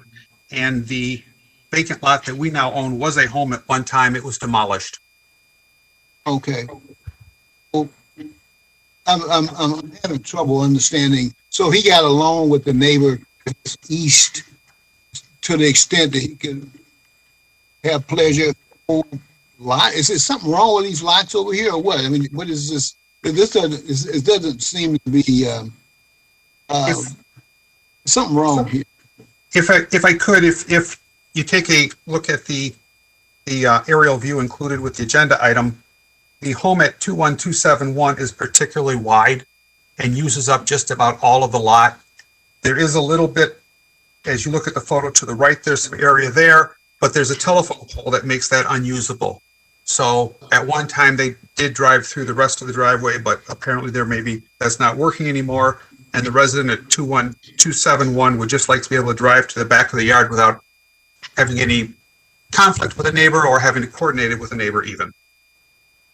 Yeah, well, I don't have a problem, with selling, but I'm just trying to figure how it seemed like there was some dysfunction going on when they laid this land out. Was it improperly surveyed, or was it improperly what? I can't quite understand how we could get to a situation like this. Councilperson, yes, they actually, they certainly built a house at one point that was wider than I would have built on the lot, but it was within code. Okay. All right. Okay. Well, if we sell the 10 feet, will this make that property unsellable because it will be an odd lot, like an odd lot?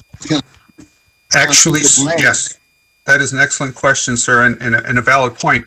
Although 70 feet does maintain that as a buildable lot, and actually it will be aesthetically, I think, it will not be incongruous with the look because there's a 60-foot lot on the one side. This would be a 70-foot lot, and then we would move up to a wider lot. So it sort of would bridge the gap, and it still would be a buildable lot. Well, is that something that someone, let's just say, would desire? Would that be a desirable piece of property into someone with a right mind? I mean, in their right mind?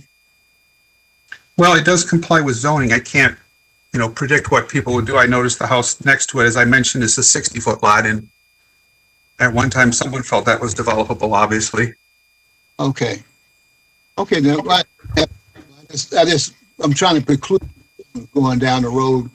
If we know that this is I'm gonna use some just layman terms. These are just a misfit lot. Are we going to have to deal with something down the road to this? I don't know, just make this compatible with the rest of Southfield. It seems like I don't know. So. Okay. Yeah, so I certainly understand your concern.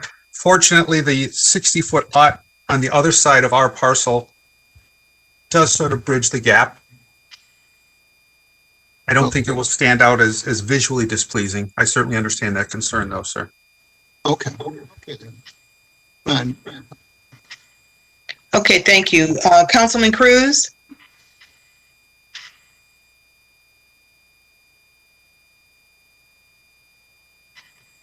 Okay, we'll come back. Councilman Hoskins? I'm sorry, Madam President. I thought you heard me the first time you called on me, and I said I had no question. I'm sorry, I did not. Thank you. Thank you. Okay. Councilman Hoskins? No questions for me on this. Thank you. Thank you. Councilman Mantelbaum? No questions for me. Thank you. Councilwoman Morris? No questions. Thank you. And Councilwoman Banks? No questions. Thank you. All right. So having no questions, we'll move this to our next agenda for our next meeting. Okay. Anybody else have any comments? Just a reminder. Yes, ma'am. Just a reminder for this hybrid meeting, council can act on the actions if they deem it appropriate. Okay. This is our hybrid meeting. Oh, okay. Thank you. Okay. Does anyone else have a comment or anything for this particular item? Madam Chair? Yes. This is Councilman Mandelbaum. I would make a motion if you deem it appropriate. Oh, sure. Go right ahead. I'd like to move that we approve the sale of real property for parcel 762434327001. Support, Councilwoman Banks. It's been moved by Councilman Mandelbaum, supported by Councilwoman Banks, for the approval of the proposed sale of the real property at on 8.5 Mile Road. Madam Clerk, would you please call the roll? Taylor? Yes. Banks? Yes. Brightwell? Yes. Cruz? Yes. Hoskins? Yes. Mandelbaum? Yes. And Morris? Yes. Okay, thank you. Our next item is the receipt of proposals for heating, ventilation, and air conditioning, preventative maintenance and repair services for the municipal building. Thank you, Council President. The city maintains 2 HVAC contractors under contract, one to deal with the library and one to deal with the 51 other city buildings, which is almost 1 million square feet. This is for the larger contract. This was put out for bids. The low bidder was Temperature Services from Livonia. They are the company that we've been dealing with for several years. They do excellent work. To bring in a different contractor would have been very difficult because of the historical knowledge that TSI has. So we're probably fortunate that they were the low bidder, and we're requesting that council approve this bid. And if we could approve it at this meeting, it would be helpful. Okay. Council, we'll start with Councilman Hoskins. I have no questions on this. Okay. Councilman Mandelbaum? I have no questions either. Thank you. Great. Councilwoman Morris?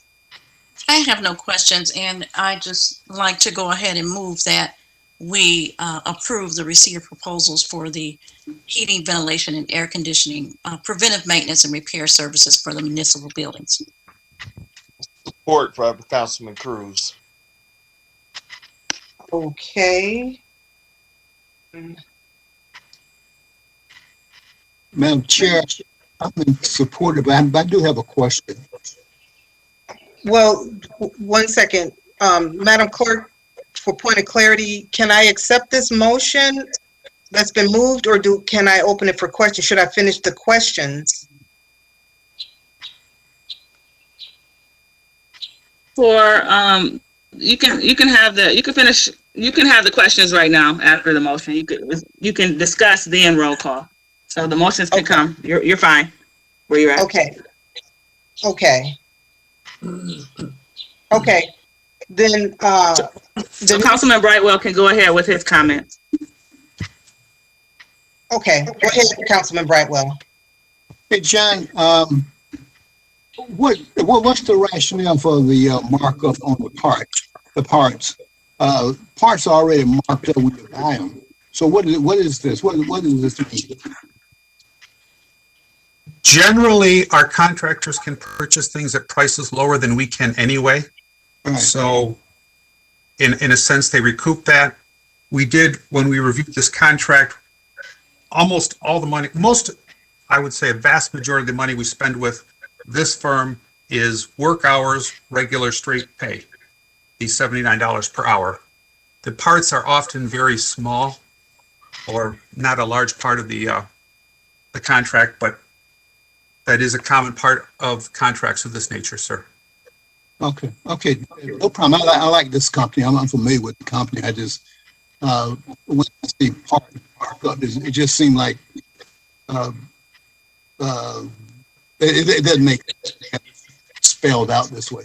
But I'm fine with this. Okay, go ahead, John. I'm fine. Thank you, Madam Thank you, Chair. sir. Just to confirm, we've tried to purchase in other contracts the parts, and we found that the markup that we would have to pay for it was more than what the contractor would bill us for. So it's probably not a loss there. Thank you. Okay. Councilwoman Banks, do you have any questions? No, I don't. Thank you very much. Okay. It's been moved by Councilwoman Morris, second by Councilman Cruz, for the approval of the receipt of proposals for the heating, ventilation, and air conditioning preventative maintenance and repair services. Madam Clerk, would you please call the roll? Morris? Yes. Taylor? Yes. Banks? Yes. Brightwell? Yes. Cruz? Yes. Hoskins? Yes. And Mandelbaum? Yes. Okay. Proposal approved. Next, we have the receipt of proposals for the police locker room renovation project. Chief Barron. Yes, ma'am. Thank you, Council President, all Southfield leaders and the members of the community for joining us. Yes, we are proposing that we move forward with this project. Before I get started, I do want to let you know who's all in the room with me, starting with Sergeant Jason Snyder, Detective Scott Dickey, and Detectives Kevin Snook. Thank you. And to provide you a little bit of background on this, the Southfield Police Department did go before council on November 9th where we asked for permission to move forward with the renovation project. We were able to show pictures of the current conditions of the locker room. We also asked for permission to use the Clemens funds to fund the project. As a result, the purchasing department went to work. They were able to propose proposals for 90 different companies, of which 7 responded interest. Pinnacle Contracting LLC of Mount Clemens came out on top. The total project is expected to cost $166,000, but we also recommend that 10% be allotted for any type of unforeseen charges that may occur, which takes the total project to $182,700. As mentioned before, the Clemens funds that we received prior approval to use are an amount of $107,000, and we're also seeking additional funding through the drug forfeiture building fund account in amount of $50,000. The remaining $26,626 will be a budget amendment to the drug forfeiture building fund improvement account. The current balance of our forfeiture account is $662,000. And so again, we are asking for permission to move forward. Thank you. Council, I believe we've heard this. This is like the second or third presentation that we've had of this. Does anyone have any questions before I can move for the vote? Okay, Council, I'll entertain a motion. Madam President, I'd like to make a motion I'd like to move that we approve the receipt of proposals for the police locker room renovation project. This is Councilwoman Morris. Support. Councilman Cruz. Okay, I heard the move was from Councilwoman Morris and support was from Councilman Cruz for the receipt of proposals for the police locker room renovation project. Madam Clerk, would you please call the roll? Mandelbaum? Yes. Morris? Yes. Taylor? Yes. Banks? Yes. Brightwell? Yes. Cruz? Yes. And Hoskins?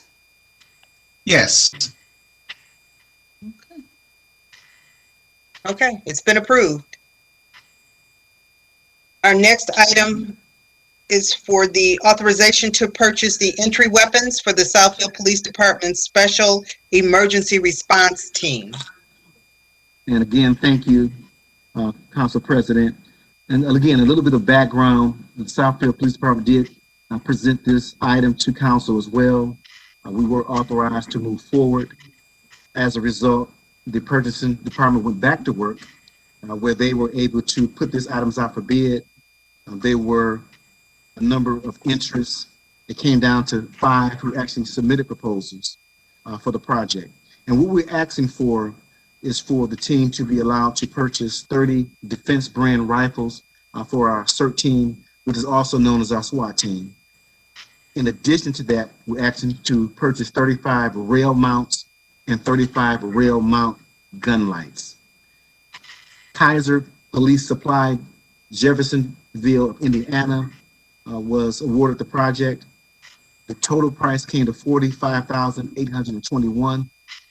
They did offer a rather substantial trade-in value for some of our current weapons in the amount of $8,000. And just to put this into perspective, the other competing companies range from as low as $1,400 to $7,200. So we did get the best trade-in value for our current weapons. And when you subtract the $8,000 from the $45,000, the final purchase cost comes to the amount of $37,821. And again, we are asking council to approve the funds to come out of the forfeiture account. And again, that total balance is $662,051. Okay, Council? Madam Chair, Yes. if you wish, I'll just move that we approve this as stated by the chief. Okay, is there a second? Councilwoman. Cruz. Okay, I didn't hear that. I need one person. Support Councilwoman Banks. Thank you.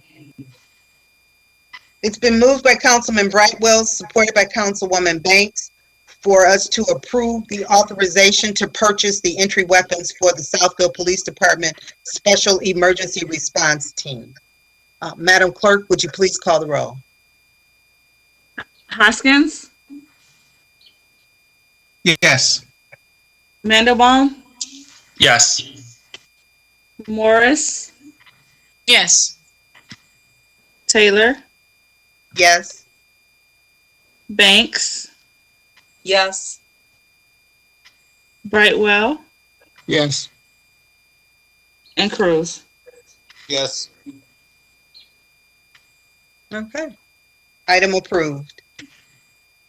Thank you all. Yeah. Did anyone else have a comment or question or anything before we let the chief go? All right. Hearing none, we go to the next item, which is the request for a public hearing for the Cdbg program.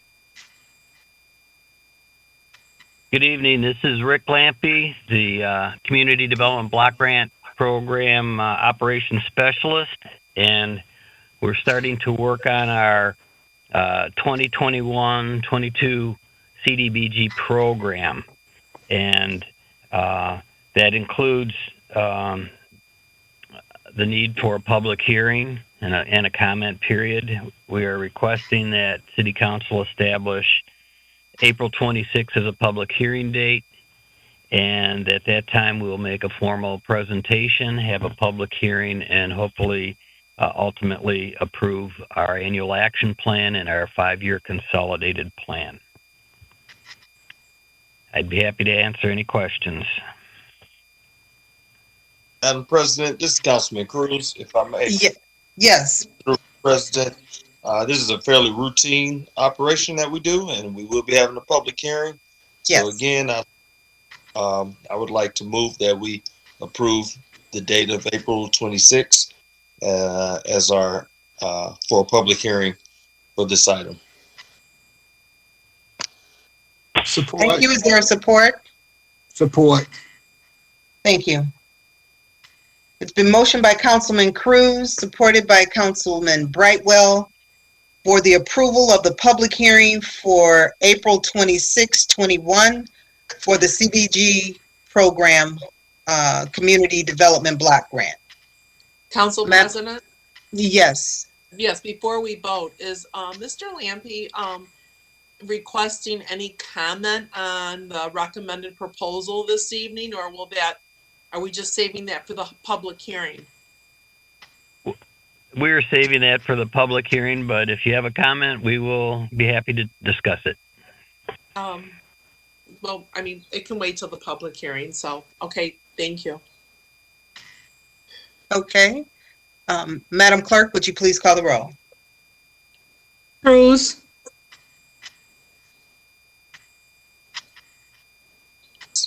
Sorry. was that it? Yes or no? I didn't hear it. Yes. Hoskins, Yes. Mandelbaum, Yes. Morris, Yes. Taylor, Yes. Banks, Yes. Brightwell, Yes. Okay. We'll move for the public hearing on April 26th. Thank you very much. Have a good evening. Thank you. Our next item is Michigan Department of Transportation State Trunk Line Landscape Maintenance Agreement.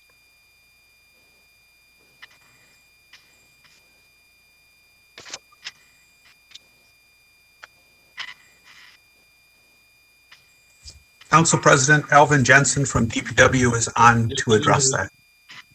Thank you. Yes, thank you, Council President. Yes, we are.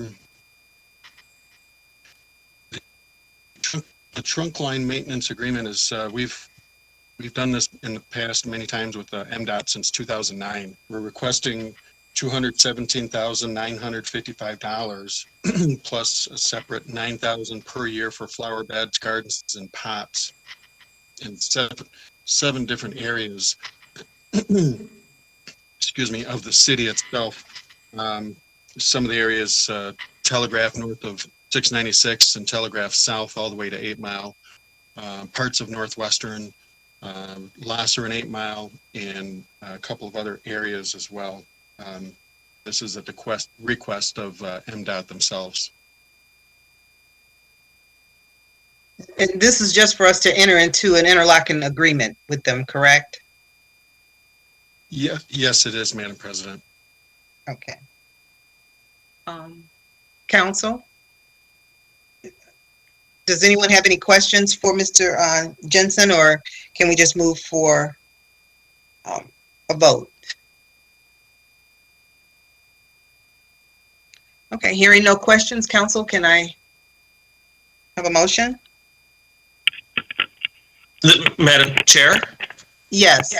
this is Councilman Mandelbaum. I'd like to move that we approve consent agenda item G.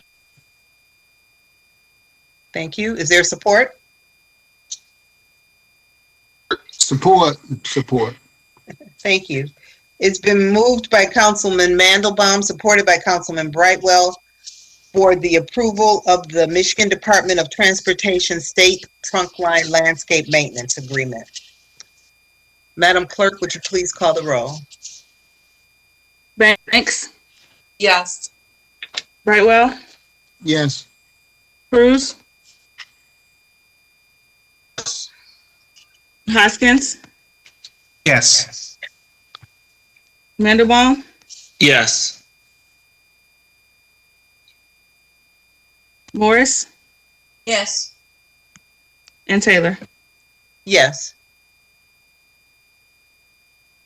Okay. Item approved.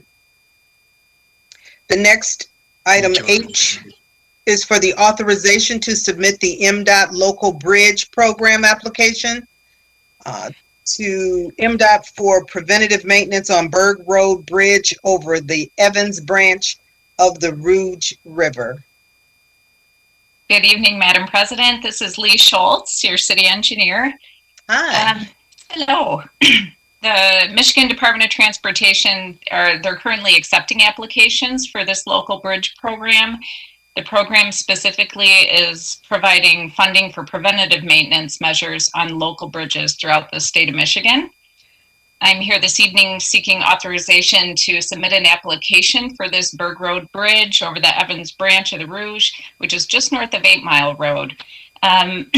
We have previously secured federal dollars for the pavement rehabilitation on Berg Road, and this bridge lies within those project limits. So we'd like to package this bridge maintenance along with our road work.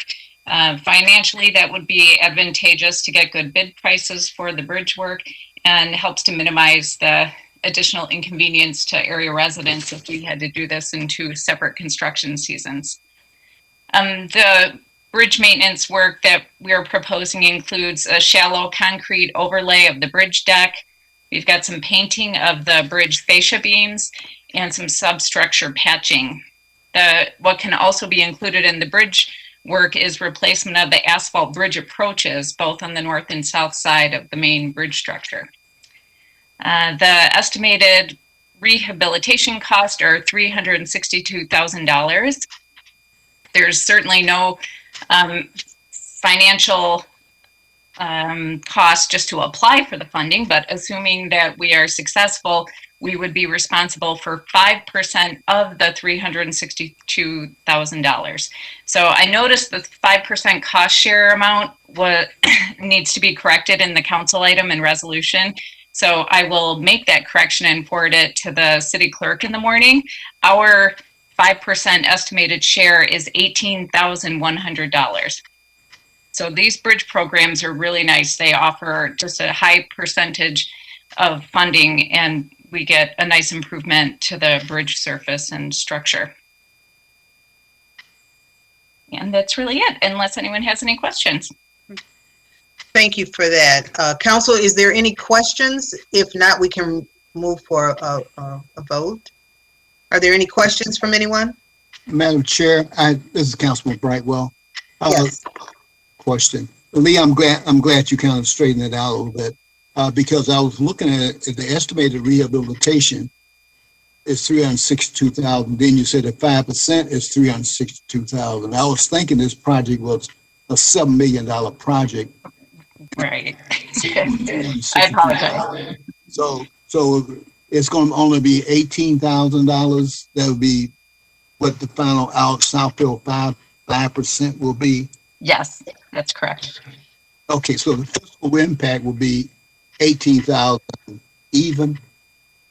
Well, these are based on cost estimates. So this is all after if we're successful with the bridge program, what will happen, similar to our Beach Road project that I brought to council earlier this month, I'll be coming back to council with a cost share agreement that includes the road project and the bridge maintenance funding, if we're successful to get the funding. Otherwise, we would really just be leaving off the bridge maintenance off of our road project for 2022. My understanding is that these bridge funds that the state makes available, it's not a highly competitive grant application, so I feel pretty confident that we're going to be able to secure these funds, and it'll be a nice package together to get the road and the bridge done at the same time. Okay, that's it. But the cost, the fiscal impact will be 18,000, not 362,000. Correct. Okay, good enough. Thank you. Okay. Are there anyone else with a question? Okay, I move for a vote. I mean a motion. Madam Chair, Councilman, that we approve this item. My PC is jumping around here. I move that we approve item H as presented with the necessary correction as stated by the city engineer. Okay. I support Councilman Mandelbaum. Thank you. It's been moved by Councilman Brightwell, supported by Councilman Mandelbaum, for the approval of the authorization to submit an application to MDOT for the preventative maintenance on Berg Road Bridge over Evans Branch of the Rouge River. Madam Clerk, would you please call the roll?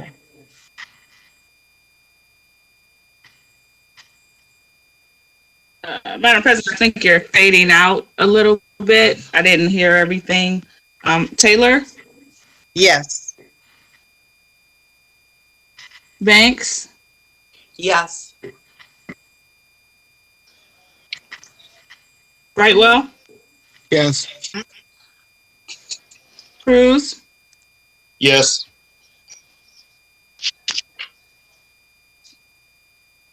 Hoskins?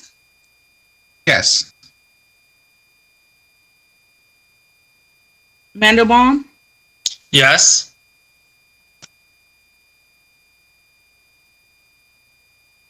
Mandelbaum? And Morris? Yes. Yes for Mandelbaum. Okay. Thank you. Our next item is for the approval of DTE billing agreement to remove and reinstall a street light for the Section 25 project. Hello, this is Lee Schultz still. The DTE's presented a billing agreement for the removal and reinstallation of 1 underground fed streetlights. This is on the west side of Pierce Road, south of 10 Mile. This is just a temporary removal that has been requested by the city as necessary work to accommodate a deep sanitary pipe installation that will be done as part of our next phase of the sewer separation projects, which is the Section 25 Area 7 and 8 project that I'll be bringing to council for award in probably about the next month. The DTE work is anticipated to be done in coordination with the city's project. So that the DTE billing agreement is in the amount of $10,942.88. DTE does have the right to invoice the city if there are unforeseen field conditions that cause some additional increase in costs. So this authorization is requesting a 20% increase on top of their billing agreement quote. So the total requested authorization is $13,131.46. Initially, once council approves, we'll just be paying that $10,942 amount. And the rest is just so I don't have to come back to council if there's any overages. So just asking that council approve this billing agreement so I can get this signed by the mayor and city clerk. Okay. Council, are there any questions from anyone? Okay, hearing none, then I will ask for a motion. Madam Chair, Yes. I'd like to move the approval of DTE billing agreement for streetlight removal and installation in Section 25, Area 7 and 8. Is there Support. Okay, thank you. It's been moved by Councilman Mandelbaum, supported by Councilman Hoskins for the approval of the DTE billing agreement to remove and install a street light for Section 25 project. Madam Clerk, would you please call the roll? Morris, Yes. Taylor, Yes. Banks, Yes. Brightwell, Yes. Cruz, Yes. Hoskins, Yes. and Mandelbaum. Yes. Okay, Lee, item approved. Thank you. Our next item, item J, is for the authorization of additional expenditures for water service connections and water and sewer maintenance services contract. Yes, good evening. This is honorable body. This is AJ Jensen on behalf of DPW again. DPW is asking for $382,376.77 additional dollars on top of the $900,000 that was approved by council back in January 2021. Due to additional work that was completed at Harvard Road, 11 Mile and Lasser Road, a lining of the water main that went behind the strip plaza itself, for the direct benefit of uninterrupted services or water service for the residents and our businesses due to multiple main breaks.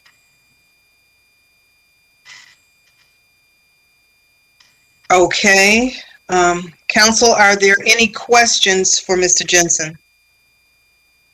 Madam Chair. Yes. AJ, looking at this, they underestimated by almost 70%. So what did they find that they didn't see when they originally estimated this? Councilman Brightwell, I believe that this was added on later and was not foreseen. This process was started a little while ago and found necessary to complete You are correct, though. They did underestimate considerably with Right. this. Okay. Is this we dealt with this company before. They're in our bailiwick of good companies, right? Yes, correct. They do quite a bit for us. Yeah. Yes, you're correct. They are a good company to deal with. Okay. All right then. Well, I won't drill down on this, but it's just that I'm assuming that whoever works with them, they should know that you can't come in 7%. I mean, something had to have go on. Something happened when you come in at 7% below the final cost. So somebody overlooked something, and or they found something extremely bad. Yes, sir. Just the lining itself comes in at $264,000 plus is a real close number. I don't have the exact number in front of me, but lining water main is expensive, but at the same time, it's very unintrusive and it's better than open cutting and digging all new water main and putting people out of water. This is a very reliable means of making the water reliable again, or the water main pipe reliable again. Okay. I'm fine. Okay. Good enough. Thank you. Thank you. Anyone else have any questions? Okay, council, I will entertain a motion. Chair, this is Council. I move that we approve this item, the approval. What item that is? The authorization for additional expenditures, item J. Okay, Support, Councilwoman Morris. thank you. It's been motioned by Councilman Brightwell, supported by Councilwoman Morris, to approve the authorization of the additional expenditures for water service connections and water and sewer maintenance services contract. Madam Clerk, would you please call the roll? Mandelbaum, Yes.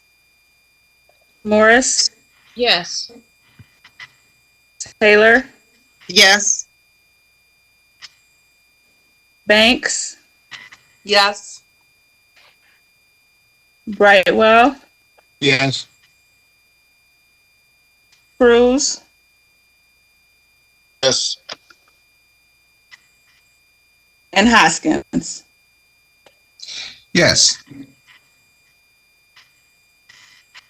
Thank you. Item approved. Our next item, item K, is the receipt of bids on landscape maintenance services.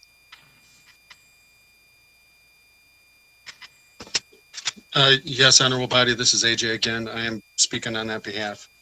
Okay, the Purchasing Department has solicited bids on February 26th of 2021. They had 38 reviews for specifications, but there was only 2 bids received. However, one of them was only one of the 2 was deemed responsible. A company called United Landscape. We've been dealing with them since 2018, and they are aware of our expectations of them and for our city.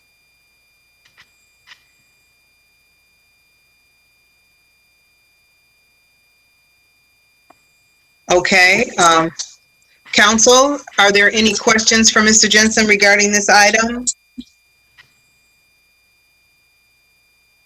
Banks, yes, I have a question. Yes, Councilwoman Banks? How many companies did you say bid on this? Well, only 2 actually bid.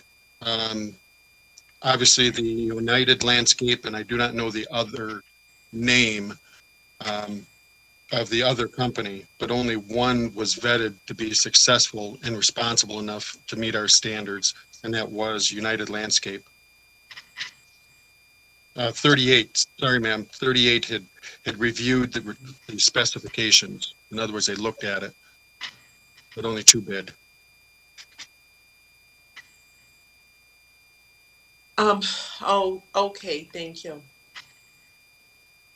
Okay. Anyone else have a question? All right, hearing none. Council, I'll entertain a motion. Madam President, Yes. this is Councilman Mandelbaum. I'd like to move the receipt of bids on landscape maintenance services. Support, Councilwoman Banks. Thank you. It's been moved by Councilman Mandelbaum, supported by Councilwoman Banks, for the approval of the receipt of bids on landscape maintenance services. Madam Clerk, would you please call the roll? Hoskins, Yes. Mandelbaum, Yes. Morris, Yes. Taylor, Yes.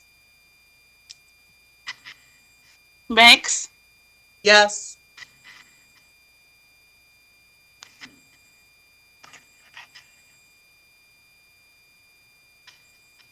Banks, Okay, it's been approved. Our next item. Brightwell, Yes. and Cruz. Yes. Sorry, Madam Clerk. Banks was a yes. Okay. Did you get that, clerk? Got it. Okay. Thank you. Okay, thank you.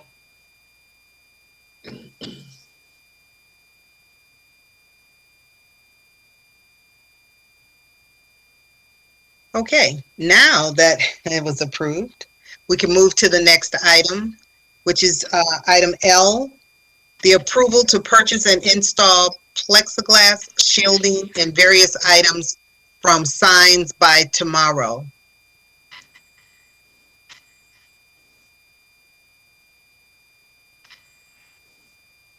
Good evening, Madam President and Council. This is Dave again. The library had already installed some, but discovered that we really needed additional plexiglass or additional shielding between us and the public. And plexiglass was chosen over glass because so many of our desks curve, and the plexi allows the barrier to actually follow the line of the desk. And this item has been we've been working on it with purchasing, and I believe that it includes a little bit more than what we are actually asking for right now. The library is asking to spend $5,750, I believe it is. But this is actually, I think, for more, just in case some other department needs additional plexi also.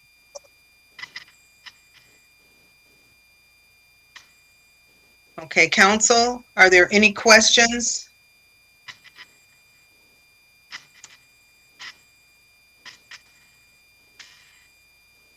Okay, hearing no questions. Yes? Madam President, I will move the approval of the purchase and installation of the plexiglass shielding from Signs by Tomorrow. Thank you. Is there a second? Support. Councilman Morris. Thank you. It's been moved by Councilman Cruz, supported by Councilwoman Morris, for the approval to purchase and install the plexiglass shielding and various items from Signs by Tomorrow. Madam Clerk, would you please call the roll? Cruz, Yes. Hoskins, Yes. Mandelbaum, Yes. Morris, Yes. Taylor, Yes? Banks, Yes. and Brightwell. Yes.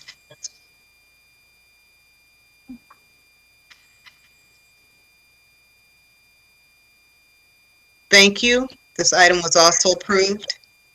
The next item we have is for the approval for library to purchase and install the new voice overlay internet protocol telephones. Madam Chair, this item is, it's been long overdue. We are still using the phones that we started with when I began 14 years ago. And the city a few years ago moved to the voice over internet protocol telephones. And what we're doing is purchasing the same models as what the city did a few years ago. Luckily for us, if we order these in March, each handset or desk set is usually $280, and I don't know exactly how, but they're running a sale and we can get them for $150. So it's almost about 40% discount. Okay. This seems straightforward. Council, is there any questions? Madam Chair, I have a question. Yes. Dave, this may be your last act. It's for explaining something to council, perhaps. Why didn't you guys buy these phones several years ago? Was there a reason why you didn't purchase it? And reading through this, I just saw that obviously had the opportunity when the city flipped over. I'll be frank, we weren't included and we didn't know that the city was buying them. Plus, we didn't have the money then. So I don't know if we would have been able to purchase them then anyway. But no, it kind of happened and we found out after the fact. Communication between city and library has always been hit and miss. We've tried really hard to improve it, and I think it has improved. But sometimes we do feel like the redheaded stepchild. So I missed the boat on that one, and I'm trying to catch up. Okay, well, okay. You gave us the answer that we you gave us the answer, so that's it. Okay, appreciate it. Yeah. Thanks, Dave. That's it, Madam Chair, for me. Okay. Anyone else have any questions? Madam President? Yes. Councilman Cruz, don't have a question. I would just like to move that we approve so that Mr. Hvac can leave with 2 W's at his last council meeting here. But bless you, Dr. Cruz. And I do move it that we do approve. Support. Thank you. It's been moved by Councilman Cruz, supported by Councilman Brightwell, for the approval for the library to purchase and install the new voice overlay internet protocol telephone. Madam Clerk, would you please call the roll?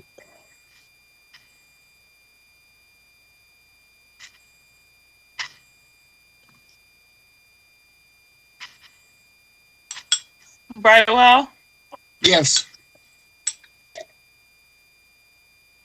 Brightwell, Yes. Cruz, Yes. Hoskins, Yes. Mandelbaum, Yes. Morris, Yes. Taylor, Yes. and Banks. Yes. Yes.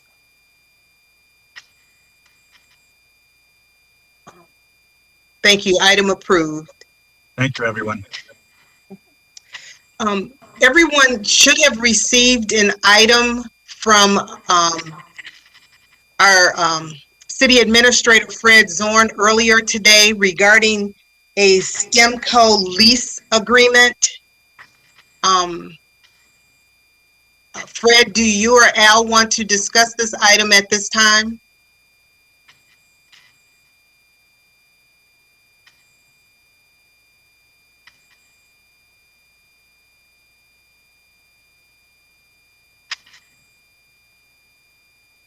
Fred, Al? President, I apologize. Is Al on the phone?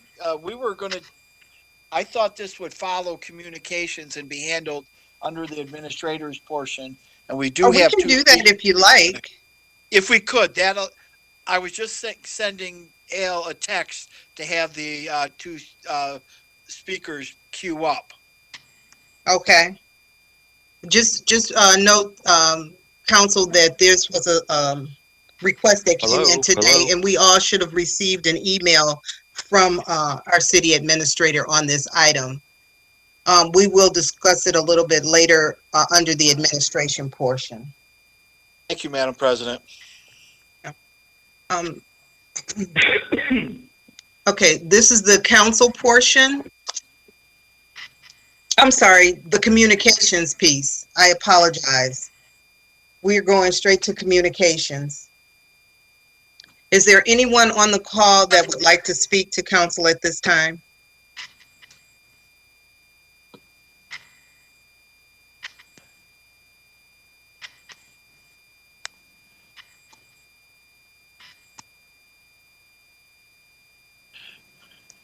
Hello? Hello? Yes.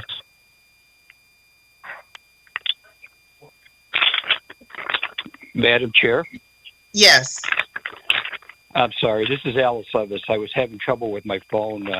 I was hearing everything, but I am in the line should you decide to move forward, or you would like to wait under the administrative item. Thank you. We're going to wait for the administrative item. Very well, thank you. Thank you. Is there anyone on the call for communications? Cable audio went out and your signal went out. Okay. We're back on now. So have you had communications already? No, we're there now. Okay. No. We're ready for you. Councilman Mandelbaum, would you be the timekeeper for us this evening, please? Yes, absolutely. Thank you. Go right ahead when you're ready.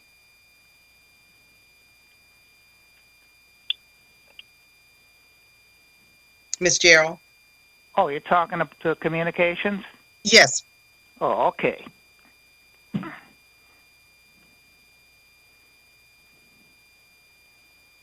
Good evening. My name is Gerard Mullen, Southfield Citizens Oversight Committee, Post Office Box 155, Southfield, Michigan, 48037. Tonight, I wish, Madam President, to talk about Section 11.18 in the Southfield City Charter. 11.18 is entitled Amendments, which describes how this council may amend the charter in one easy step. Sad to say, this one easy step conflicts with the not so easy two-step Michigan state law known as the Michigan Home Rule Act of 1909, thus making Section 11.18 null and void. 11.18 became null and void way back in 1958 when the Southfield Founding Fathers attempted to adapt the Michigan Home Rule Act into the original 1958 charter. That's when the 9 neophyte commissioners, the authors of the charter, accidentally deleted the second step in a two-step process. State law mandates, yesterday and today, that it takes two, not one, but two mandatory steps to amend the charter. Sadly, Section 11.18 categorically deletes state mandatory step number 2. It is about time that you folks here on this council fix Section 11.18. If not you, then who? Thank you. Thank you, Mr. Mullins. Is there anyone else? Yes. Let me Good know when you're evening. ready. We're ready. Good evening. Start the clock back. Good evening. I just wanted to talk to this city council in reference to how you campaign and how you raise money. I've got concerns that one of the Southfield City Council persons has accepted a total of $9,000 in campaign contributions from a petitioner and their family members. And it's purported that all of these donations are coming from people that are petitioning to get a medical marijuana facility. Now, we talked about the fact that members of council took money from Sapphire Apartments when they were before the city regarding structural conditions and how those seniors were living. Dan Brightwell, you need to give that $9,000 back. Some of you council people are turning into Donald Trump. Madam President, I don't think this is all of these efforts to raise money, and it is not appropriate. It's abuse of power. It's coercion of getting money from these people while you're on council voting on their initiative. If you don't give that $9,000 back, exactly what's being purported about you would make you corrupt. Maybe you need to change your name to Dan Brightwell Trump. It is not. And this council needs to come up with a rule that would contributions from people that come before this council with deals that you have to vote Okay, on. your time is up, Ms. Gerald. Your time is up. We have to be mindful that we don't make accusations against people. This is not what our communications should be used for.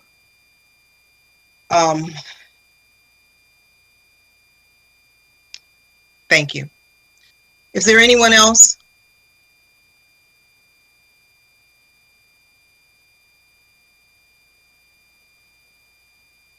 Okay, hearing none,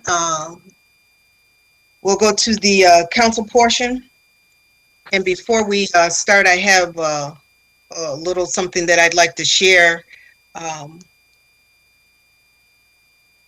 As we know that we're coming up on March 31st, which is the when the government's open meeting, the Governor's Open Meeting Act will be expiring, and there's some things we need to think about and plan for so that we can continue communicating publicly.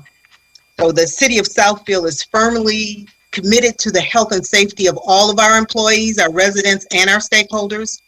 With COVID-19 cases increasing and current legislation for the Open Meetings Act with the allowance of remote meetings expiring on March 31st of 2021, city administration and the elected officials are working to put protocols in place to extend the ability for remote meetings for city council meetings and all boards and commissions within the city of Southfield. We thank everyone for their hard work and patience during this time as we are dedicated to keeping everyone safe, with more information to come. So thank you, everyone. Council, I'll open up to you, and I'll start with you, Ms. Banks. Thank you. First of all, I'd like to wish those in our community a happy Passover that will be starting this weekend. And also, since we do not have another meeting between now and Easter, also a very happy Easter, April 4th, to those in our community that celebrate. Now's a good time to start your spring cleaning, as our household hazardous waste day is around the corner.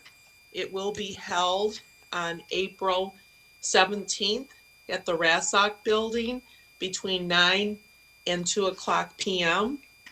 You can shred up to 3 boxes of paper for a total of 100 pounds.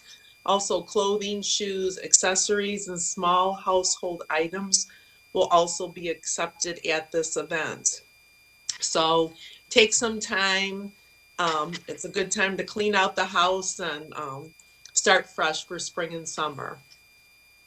Also, last, I'd like to remind everyone that 2021 city elections will be held for the mayor, clerk, treasurer, and council. The filing deadline is around the corner. It is Tuesday, April 20th, for anyone who is interested in running. Thank you. Thank you. Councilman Brightwell. Since my name was used, I will only mention that I file financial reports, and I file them for a reason, because of transparency, and that there's nothing there that I'm ashamed of. And I publish those reports, and individuals can look at that report and surmise whatever they want to surmise. Thank you, Madam Chair. Thank you. Councilman Cruz. Yes, Madam President, thank you.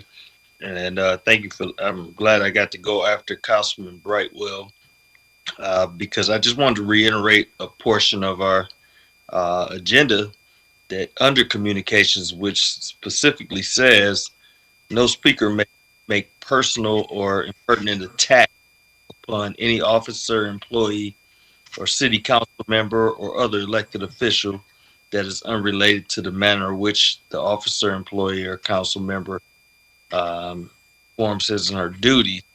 There are guidelines for us, and I would just simply say that everything is, very transparent. We all can go online and look at any one of ours, reports, financial reports and such, and it's just not appropriate to jump on someone with allegations that you really don't have any meaning behind. Secondly, I just want to say all lives matter. Black lives matter. Asian lives matter as well. So what I'm just rolling into is that, the incident that took place in Atlanta with the shooting, I believe it was 8 Asian Americans. You can't sweep that under the rug. It looks very calculated. And I just want to put out to everyone, and I think that our communications director, Mr. Mannion, and the mayor earlier in their presentation showed us already. Southfield is a place about peace and prosperity, and that we are a tight-knit community that looks out for one another. And so that's what makes an all-American city. And I'm thankful to be here and be a part and be able to serve in this capacity. That's all for me, Madam President. Thank you. Councilman Hoskins. Thank you. And Madam Chair, I really appreciate you giving that update about the Open Meetings Act, and letting the residents know that you are committed to the safety of everybody who does come to our campus. I just saw a report not too long ago that there are 40 high school students in a Macomb County school that have tested positive for COVID. That's 40 kids with probably 40 sets of parents. and that is how you have spread. And we are so close to getting to the end. We see that light at the end of the tunnel, but we have to be careful. We have to make sure that we are all staying safe. And certainly things that we in the city are going to put in place are going to be very helpful for that. It's unfortunate that the legislature appears is not going to extend the virtual meetings for our boards and commissions and councils throughout the state. But I'm glad we're doing what we can here in Southfield. And that leads me to something else as well. If you haven't already, please sign up for your vaccine. We are at the point now, as of today, anyone who is 50 years old or older can get the vaccine, as well as if you are 16 or older with an underlying health condition, you can sign up through a number of ways, but probably the easiest way for you will be simply to go to the City of Southfield's website. If you go to cityofsouthfield.com/COVID-19 vaccine, we'll be able to give you the resources, point you in the right direction for where you can go to sign up for the vaccine.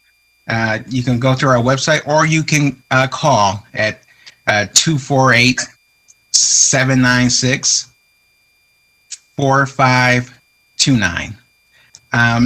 You can also, if you want to reach out to Ford Field, they're now doing, they're going to be doing 6,000 vaccines a day beginning Wednesday. You can give them a call as well at 1-888-535-6136, or they partner with Meyer. You can go through Meyer's website as well to sign up for the vaccine at Ford Field. But there are a number of places you can get tested too, but also get the vaccine. And it's on the city's website. We can direct you to all those resources. All right, that's all I have. Thank you. Councilman Mandelbaum? Yes, thank you. It seems all my colleagues took a lot of my announcements, and I'm sure the mayor's chuckling at that. But I did want to echo what all my colleagues said, but also add on that this Friday, Parks and Rec is having an Eggs on Wheels drive-through event for Easter. So the Southfield Parks and Recreation building parking lot and front circle will be available for families to enjoy performances throughout the lot with a chance to greet the bunny, receive goodie bags. It's for kids ages 2 to 13. Everyone will stay in the car. There's different time slots, and the price is $10 per car. And you can buy tickets at 248-796-4620 through Parks and Rec. Again, that's this Friday, Eggs on Wheels, a drive-through Easter event. Other than that, I'd just like to remind everyone to stay safe and have a good Passover to those who are celebrating, a good Easter to those who are celebrating, and everyone else just hope you have a nice weekend. Thank you. Thank you. Councilwoman Morris? Yes, thank you. I concur with all of the comments from my colleagues this evening, in particular those of Councilman Cruz. And I too want to wish everyone a happy Passover and a happy Easter. Thank you. Thank you. And I too echo all the words that you've already heard. And just to let you know that under the mayor's portion, you will get an update on what the vaccines for the city of Southfield and for the residents and the employees, upcoming news on that.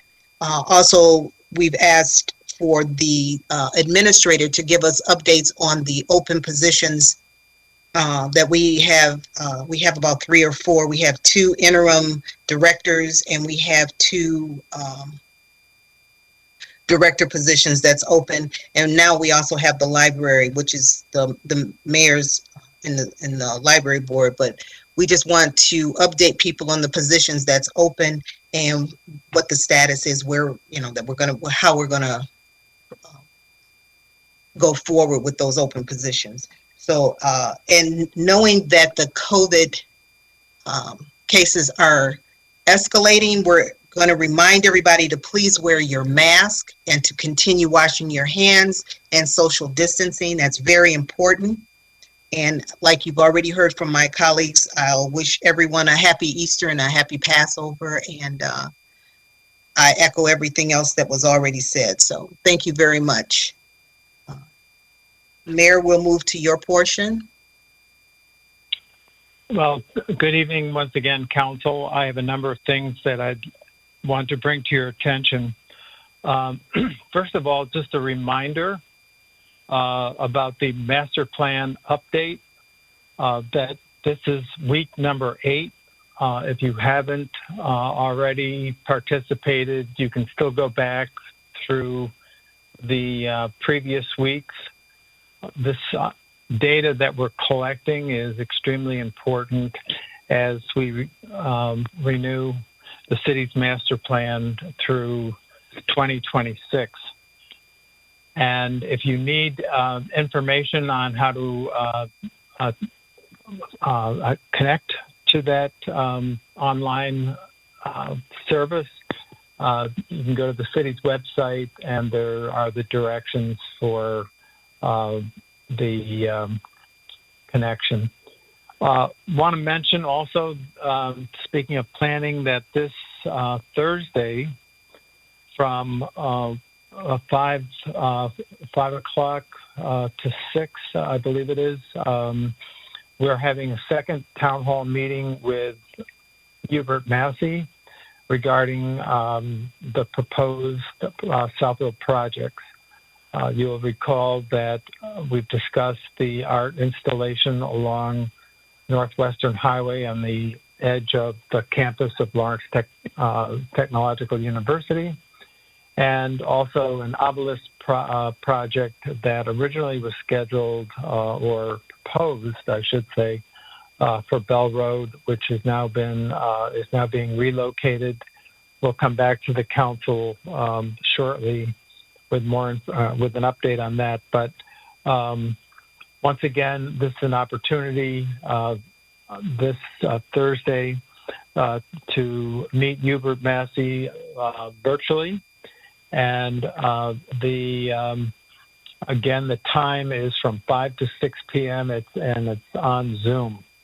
The number to connect is 856 0873 3532. Again, the number of the meeting for you with Hubert Massey on Zoom is 856 0873 3532. It's also, this is the time of year, I mentioned this in an earlier meeting, this is Tornado Awareness Month, and we have scheduled this Wednesday at 1 o'clock a tornado drill. This drill, normally the drills are on the first Saturday at 1 o'clock, as you know. This drill is done so that people can practice at either at work or in school or wherever they may be at home, on how to prepare for in the event of a tornado. Also, we are encouraging people to get or put together a home emergency kit in the event of a natural disaster. Our emergency management or preparedness office can provide the information on what should be in the kit. I also want to mention that in Southfield we have a representative of the United Nations, and that is, most of you know her, Roberta Cotman. She wanted to remind the public that United Nations Day for Water is this week, and The reason for the announcement is Governor Whitmer's goal to access clean water, especially following the Flint water crisis. And finally, as Council President alluded to, we have been working to bring more vaccines to Southfield. Our city administrator has contacted and been in conversations both with Beaumont and Henry Ford Health System. So far, we haven't given up. We've really not been successful. However, I was in conversations last week and today with the president of Ascension Health Michigan. They guarantee me that they are coming back to Southfield. You may recall that they did a pop-up vaccination clinic at the hospital. They did about 1,200 people, and they've been running a clinic at Macomb Community College.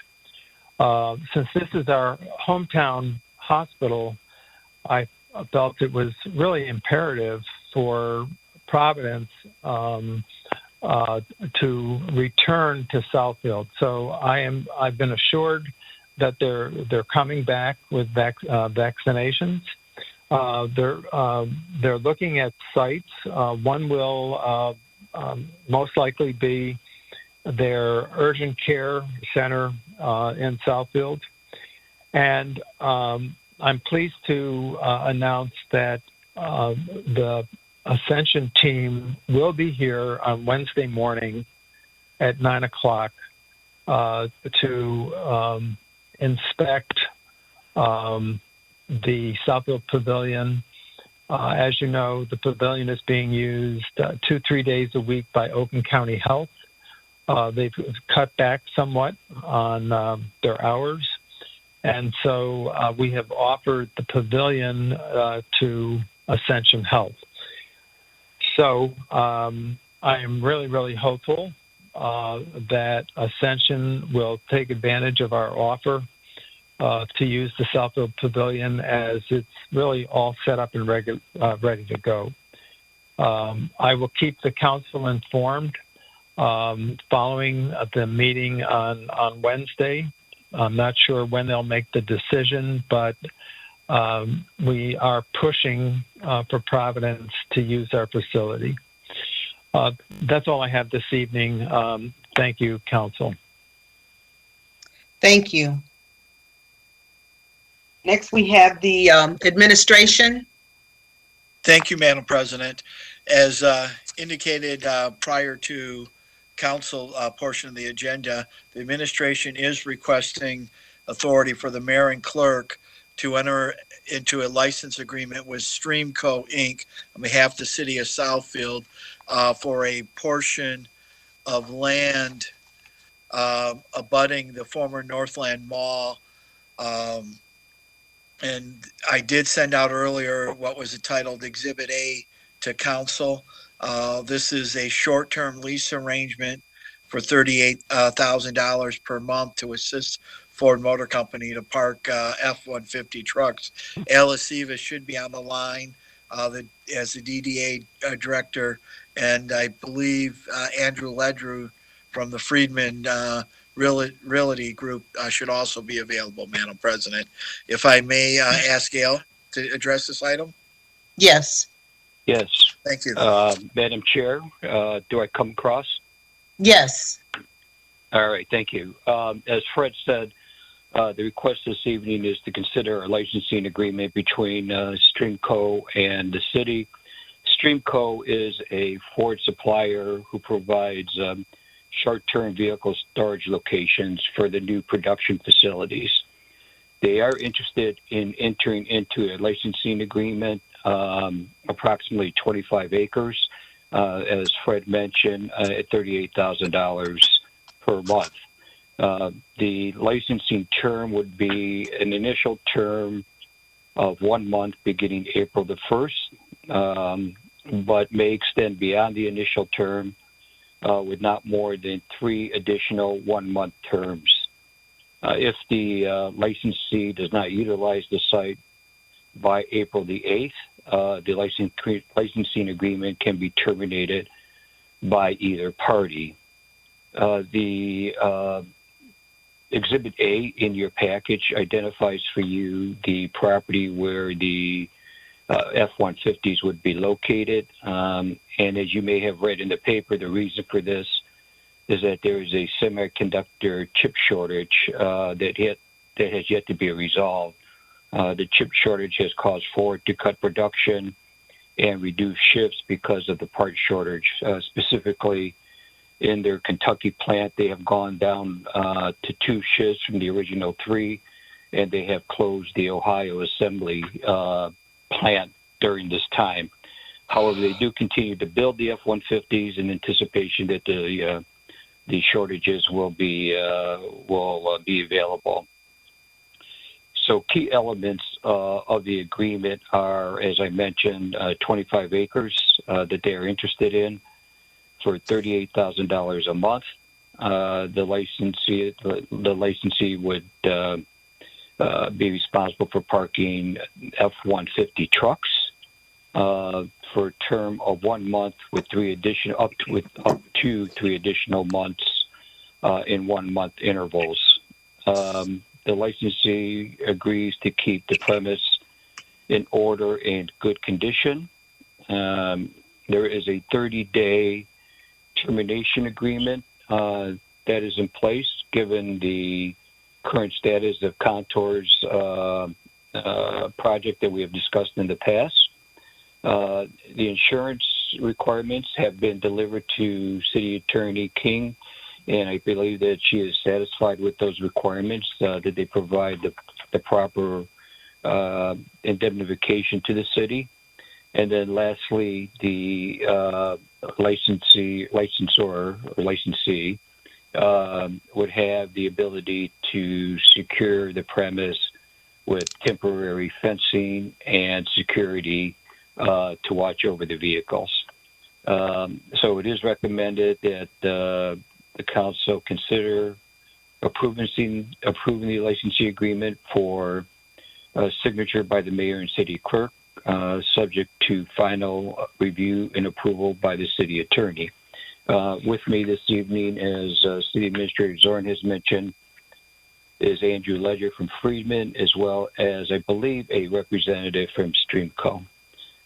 So, Madam Chair, that concludes the presentation. If there are any questions, we'd be happy to answer them. Thank you. All the questions that I had earlier have been answered and presented to council. Both Alice Sevis and Fred Zorn apologize for sending us this late, but they explained that they received this information last minute and had to work through some of the details to get to us and to the attorney. So with that, it was fine. My questions, like I said, were all answered with the security, the insurance, the liability, the termination, the month-to-month lease, that sort of stuff. The maintaining and cleaning, making sure the property is maintained and kept clean. So I'm comfortable with this presentation as it is now, but I will open it up to the council for questions from each one of you if there's something you'd like to add or ask. So I'll start with you, Councilwoman Morris. I have no questions. Thank you. Thank you. Councilman Mandelbaum? No questions from me. Thank you. Thank you. Councilman Hoskins? No questions for me. Thank you. Councilman Cruz? Questions from me. Thank you. Councilman Brightwell? No questions. Thank you. And Councilwoman Banks? Thank you. I just want to confirm the license fee for this 1 month agreement will be paid to the city of Southfield? That is correct, Councilwoman Banks. Thank you. You're welcome. Council, I'll entertain a motion. Madam Chair, this is Councilman Brightwell. I move that we approve the licensing agreement previously mentioned with Kimco. Okay, you were breaking up there a little bit. Thank you. It's been moved by Councilman Brightwell, supported by Councilman Mandelbaum for the approval of the lease agreement with Streamco. Madam Clerk, would you please call the roll? Banks, Yes. Brightwell, Yes.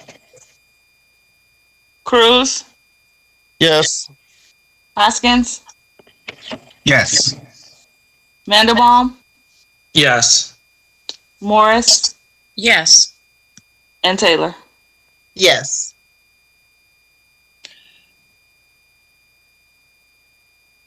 Item is approved. Mr. Zorn, Mr. Ellis. Thank you, very Madam. much. Thank you, Madam President. Per your request, Madam President, the administration would like to speak to the 5 open administrative mayoral council board appointments. The first is the library board. I can assure you that both Mr. James Meadows, our HR director, and Maria Calhoun have met on 3 occasions since Dave Hwac's announcement that he's retiring effective Friday, March 26th. To date, the library board has made an interim appointment of Mary Beal, the assistant librarian. The library board is the appointing authority here. The city charter says the library board may appoint the position. In the past, city council minutes, based on research from myself and city attorney, indicate that the city council has had a courtesy vote after that. The administration has pointed out to the library board city council resolution 2019-73, which speaks to the recruitment and selection. So Mr.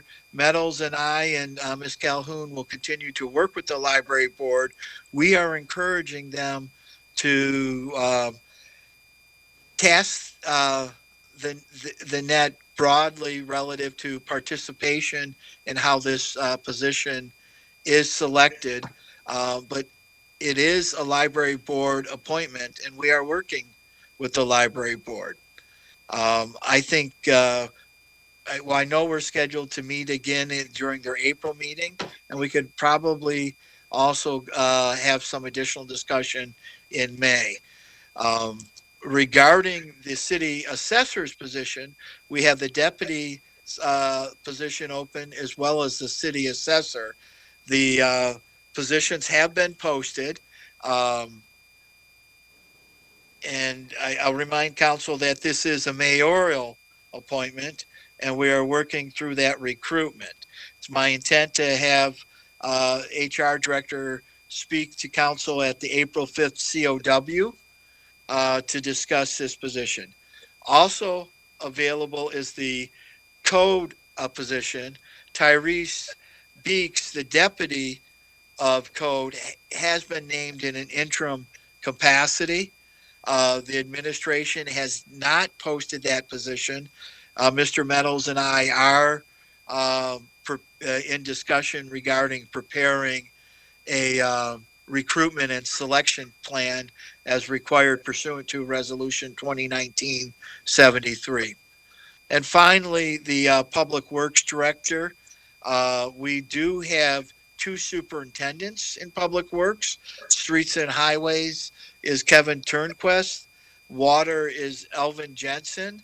I've named Deputy City Administrator John McRena to be the interim director, and we are evaluating our organizational structure options, working with our human resource department.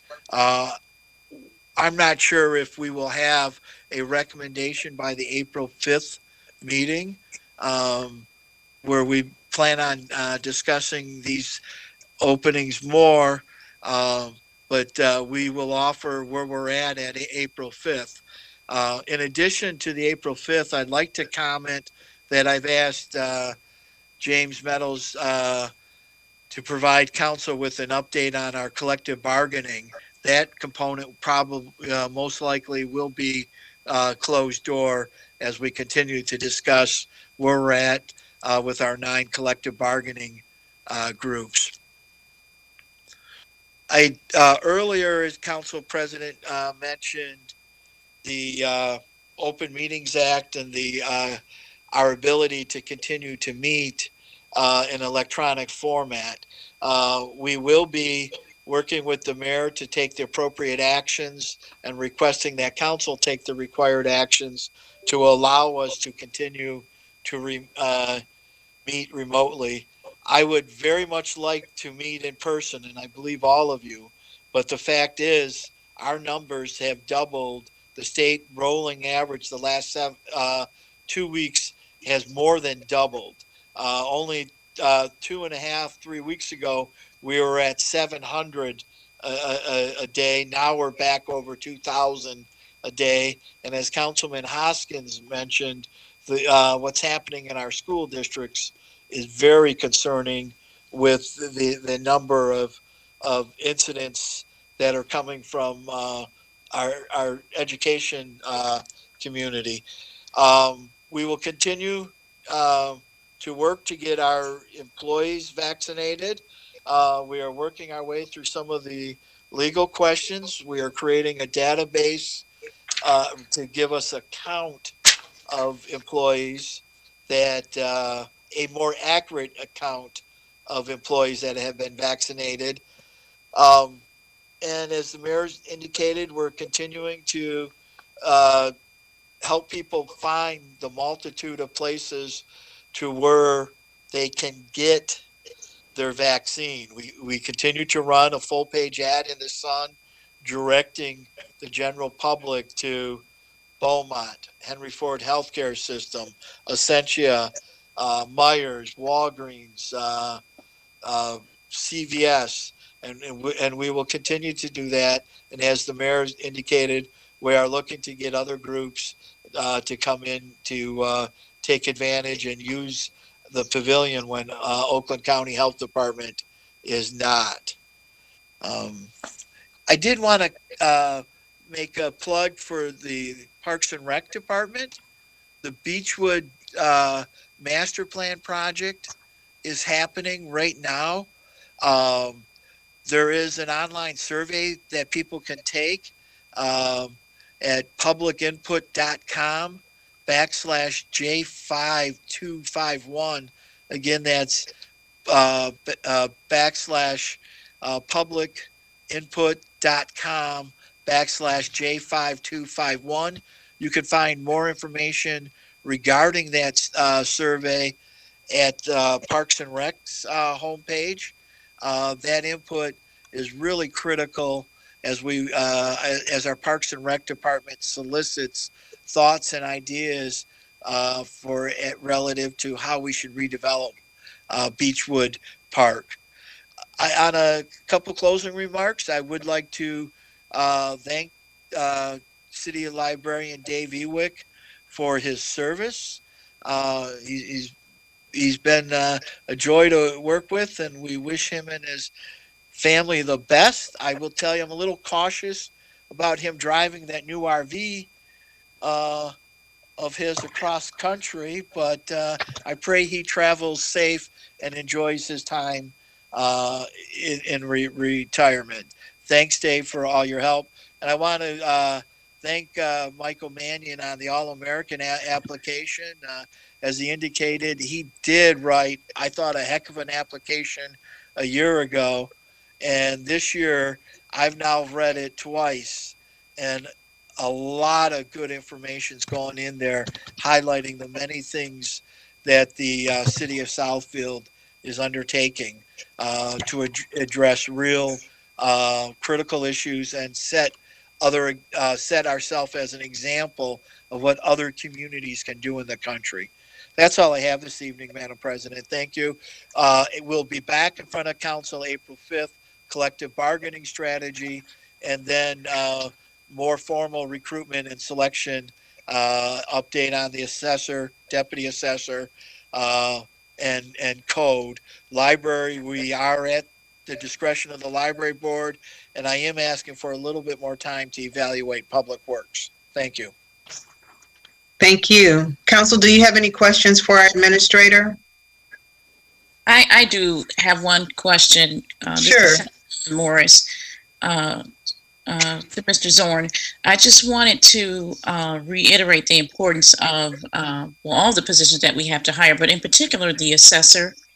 And you did mention Resolution 2019.73 regarding our hiring processes, and I just wanted to make sure that the council remembers that as it relates to the senior management positions, although the assessor is a mayoral appointee, with regards to that resolution, there will be 2 council members to be on an interview panel as it relates to that. So I know the assessor is going to be at the Economic Development Committee meeting on Friday for questions and comments, but I just wanted to bring that to council's attention. Thank you. Thank you. Any other questions for Fred before we move on? Thank you for that update, Fred. Madam President. Madam Attorney? Yes, good evening, Madam President. I don't have anything further to say except to reiterate what Fred said about the Open Meetings Act and how Councilman Hoskins alluded to the legislator not really extending it, but we will all be working together and reviewing the applicable law so that we can proceed safely in the weeks to come. And thank you. Thank you. Madam Clerk?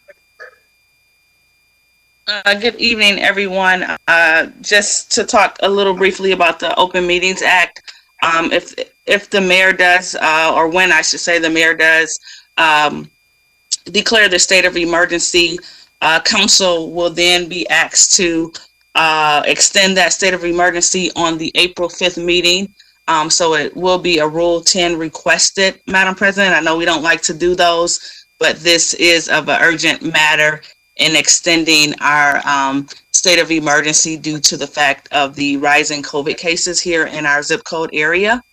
And under that, you will be getting emails from either myself or the city attorney, because once we do get under the extension of the Open Meetings Act under the state of emergency by the mayor, there are different sets of rules. So we'll make sure that we're all in compliance with that, and that we all have a understanding of that. And also want to further iterate the fact that we do have a filing deadline that is April 20th at 4 p.m. If you have any questions, you can call my office if you're interested in running for the offices of city council, mayor, clerk, or treasurer.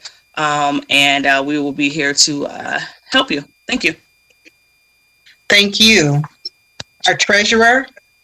Yes, good evening. Nothing new to report. Just wanted to echo my wishes for everyone to have a happy Easter and happy Passover, and stay safe out there. Thank you. Our planner? The assessor? Our engineer? Okay.